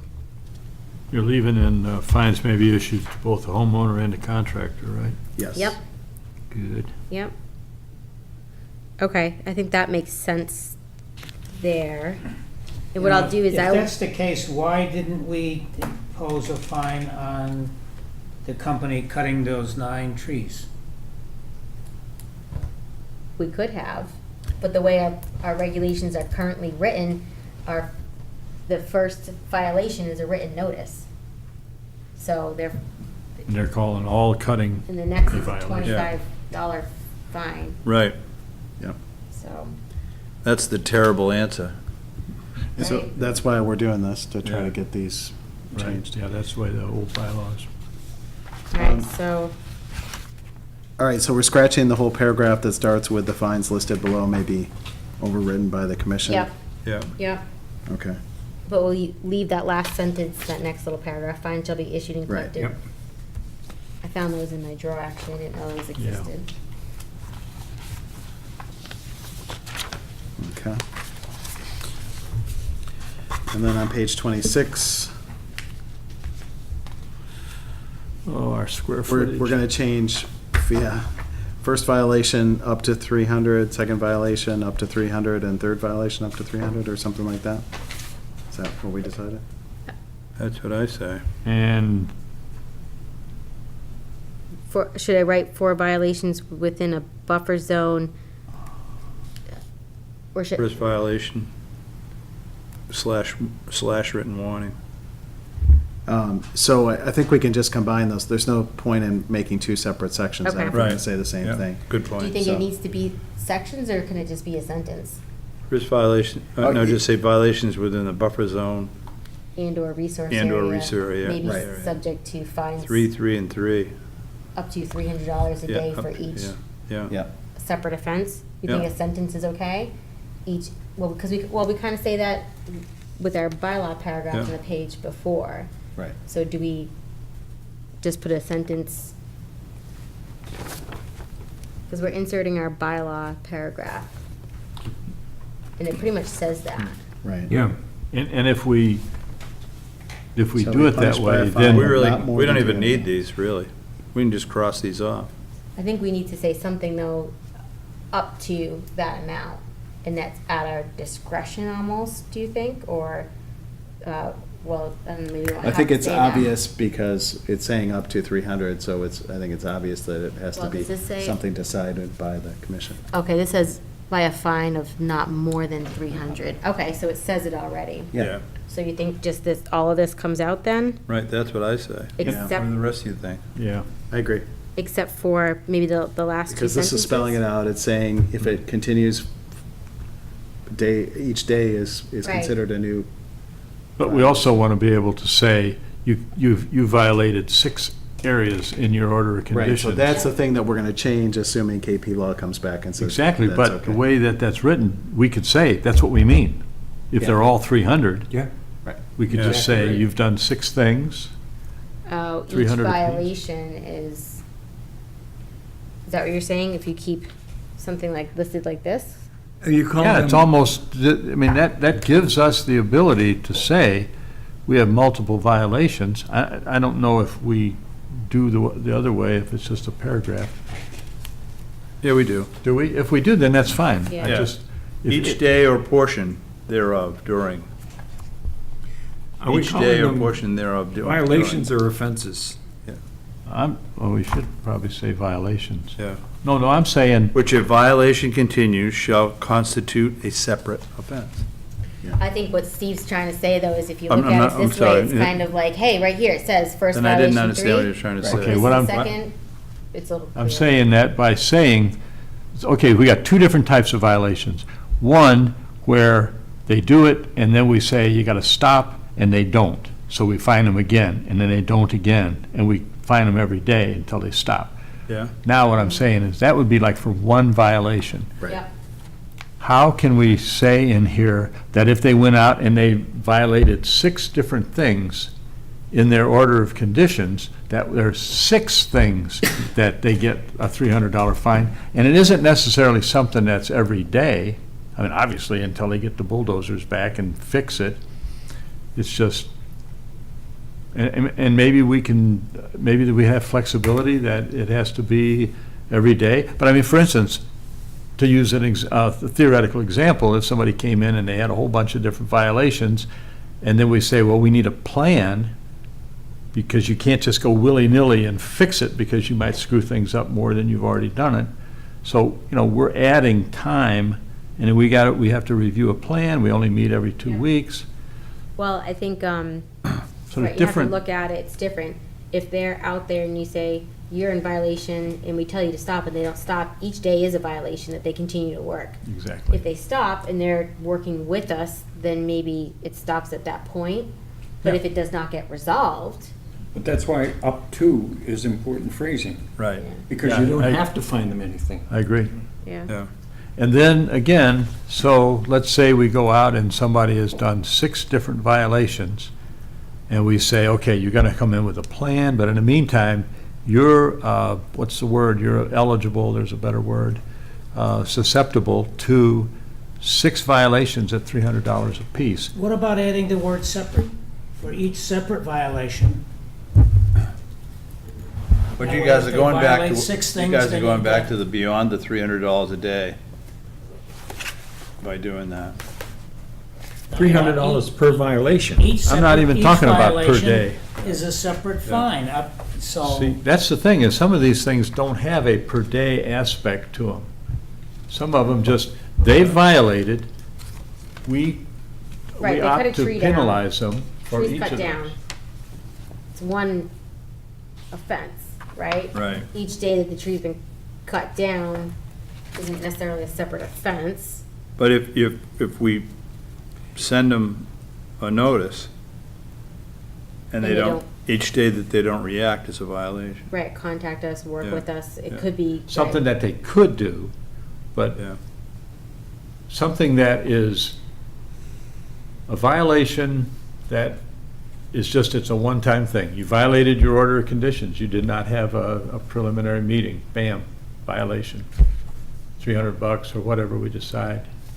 That's why I'm trying to really separate out that daily Oh, so, piece of it from something like, if you just took an example, like if there was something down on Big Allen Road and they had a bunch of violations, they're not, there is no day aspect to it, daily aspect to it. They, unless we say, I want a plan by October 1st, when they don't do anything. and you might want to, They ignore us. might Right, want to that's give them different.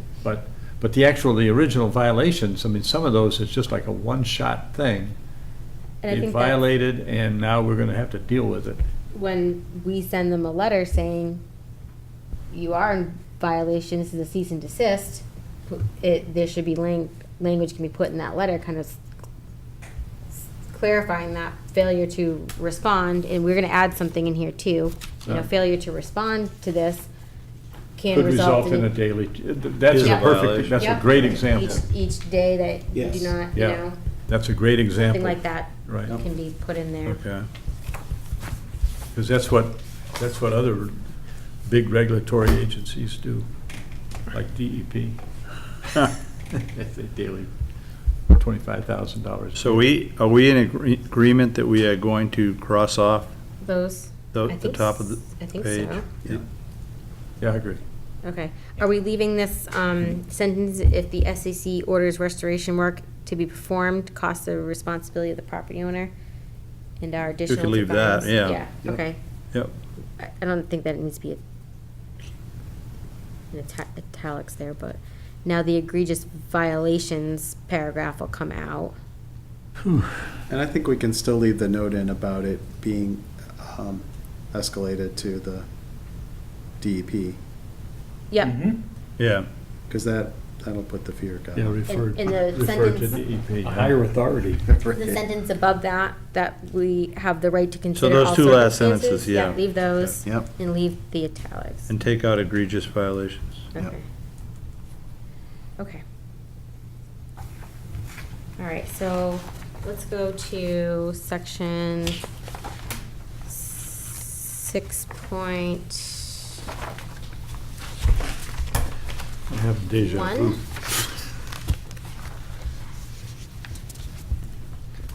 So Projects, slopes, okay. yeah, slopes, projects on slopes 8% or greater. Right. KP Law gave us comment on that in your email, if you want to look at that. Yep. Okay, which one are we on?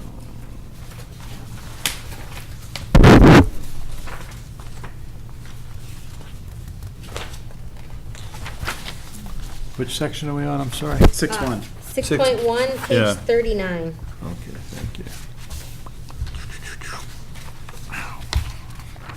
All right.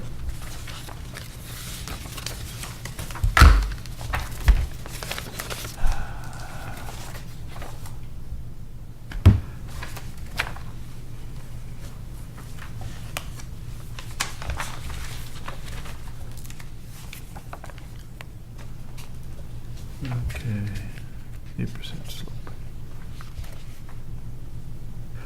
What KP Law said from, and correct me if I'm wrong, they don't like what we're saying here in the second paragraph.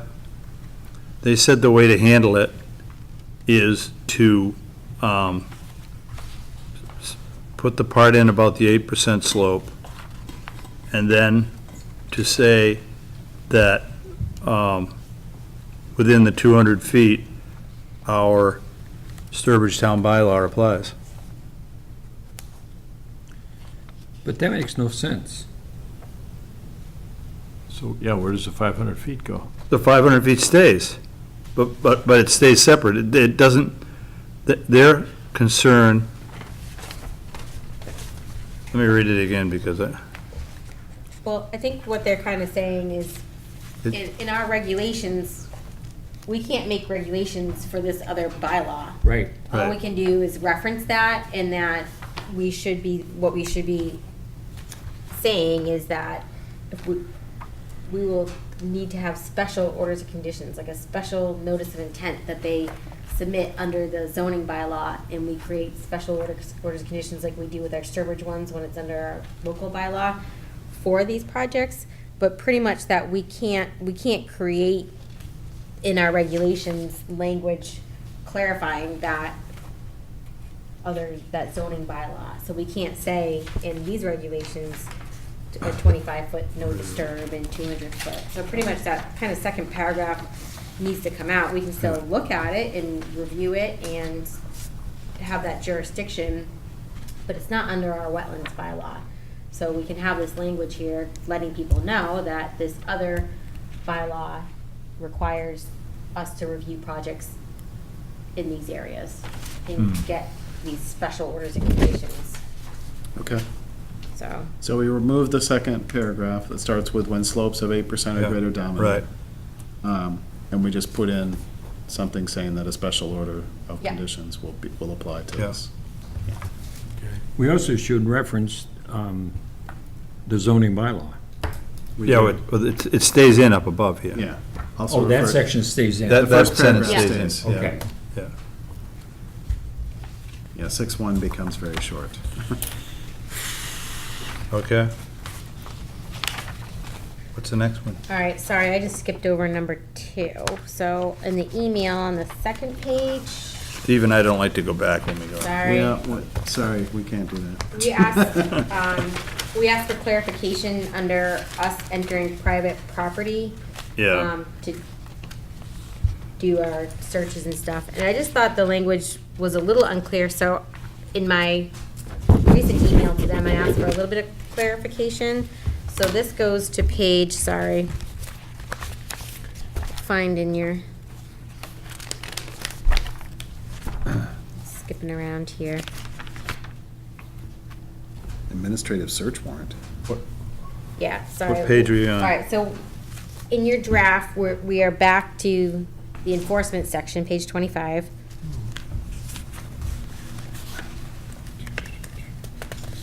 Okay. All right. So,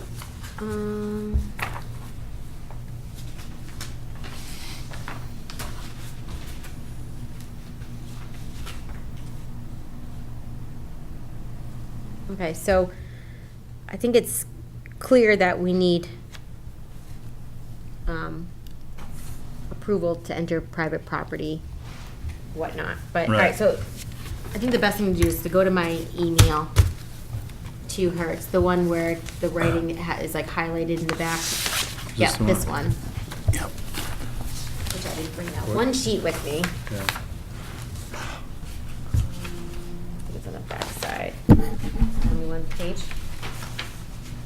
Oh, anyway, all right. I just don't think it's clear. So our permits say we have the ability to access their sites for inspections. We don't say that we need to ask for permission to go out there because we're doing our routine inspections. If I go out on a property to inspect open orders and conditions, I don't call them and ask for permission. I just didn't think it was very clear that we have that authority. The way it's written to me, it kind of sounded like it still says that we need to ask for permission. So I kind of asked her, based off of what she gave in her Yeah. email, how we should we word it a little bit differently. So it's clear that you have an open permit with us, we can go on your property. Right. That's how the Wetland Protection Act is written, though.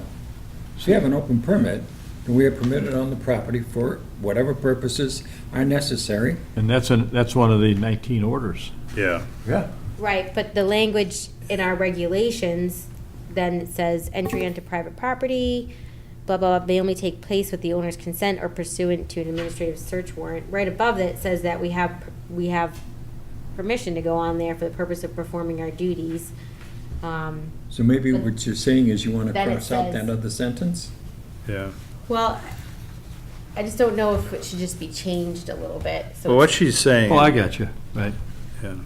yeah. I think it's clear that we can go on their property when we have an open permit, but the way it's written, it kind of looks like it says that we still need to get permission.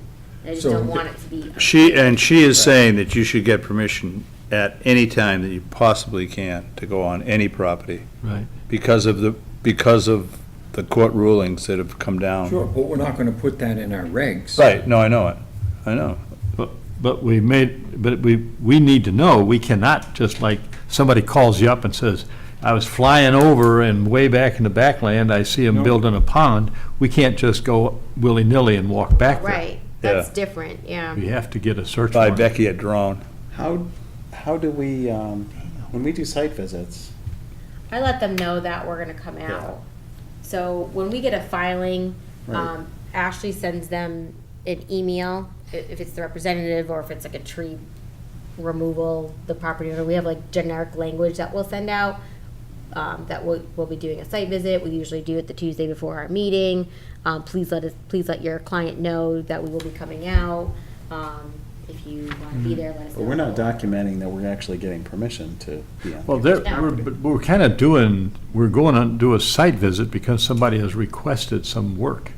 Right, and I think So that, they're coming to us and saying, I want to build a retaining wall, and then we say. Well, I'm just wondering, to cover ourselves, if we need to state that in the regulations, we actually should say, or if we should say by, requesting actions by the Conservation Commission, Very you're good. consenting to having us come yeah, on that your clarifies property. it. Yeah, that's a good way to clarify Yeah, all of that's that. neat, Stephen. Yeah. Yeah, because, And then somehow separately, this issue of us just going on somebody's private property.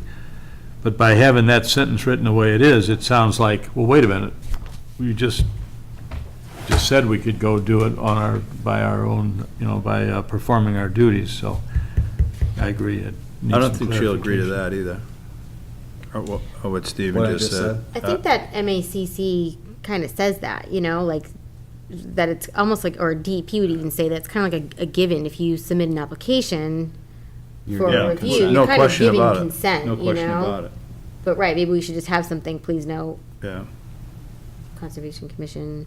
well, okay, but yeah, what Ed's saying, though, I'm opening up a can of worms by us adding a statement like that. Now, we're going to have to get that approved by Yeah. KP Okay. Law. So maybe we don't.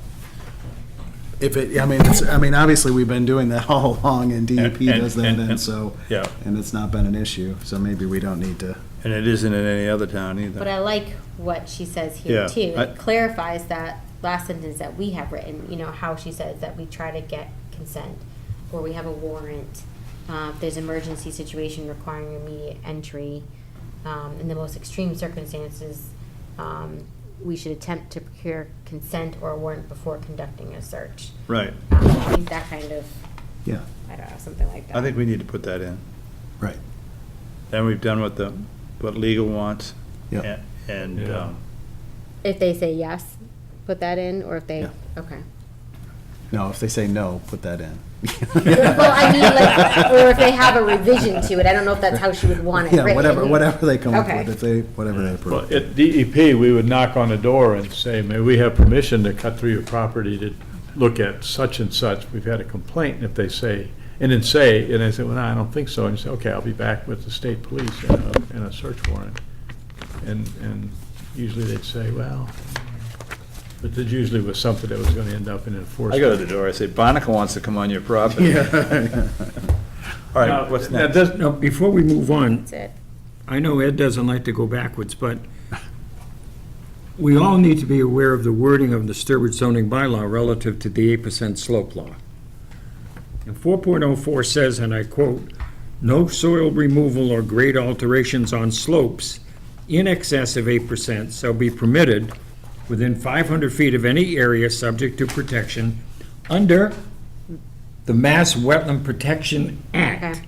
without prior Conservation Commission review and issuing an order of conditions. How does that sit with what KP Law said? I don't get it, because what You're right. Well, the the question is, zoning bylaws is saying is go to Concom. And what KP Law is saying is go to zoning.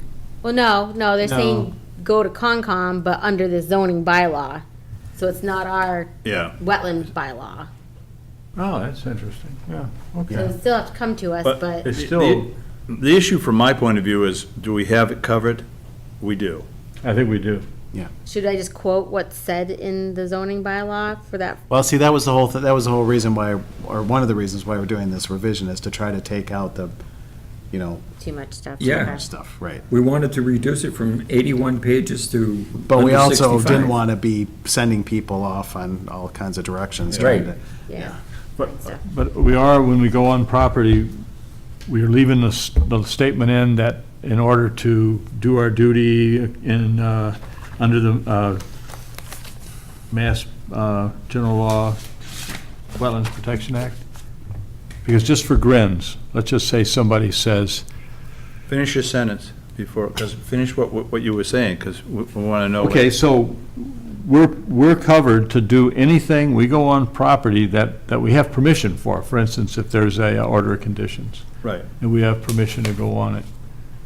And we go on it, and let's say the order of conditions has to do with a particular thing, and we go on the property and we see something totally different, we're covered by that statement. We don't have some lawyer saying, no, you only had permission to go on to look at a certain thing, and now you saw this other thing. You don't have a search warrant, I don't want to get lawyered. Yeah. If we have that statement in there, I think we're covered. Because it's something that we've run into in my old life. Which statement are you saying, we're Yeah. referring to? Here, it's Page 25. on page 25, after all the bullets, where it says, you go on the property for the purpose of performing their duties under MGL, and it's Wetlands Protection Act stuff. That needs to stay in there. There was a lot of discussion agree. of what was going to get Yeah. dropped out. I think, I think all of that right there needs to stay, but the Stay. next sentence makes it sound like we need to get permission to go on there and do our duties, Yeah. you know? Let me give you one example of how that has worked in the past. We got specific information, and this goes back about 20 years ago.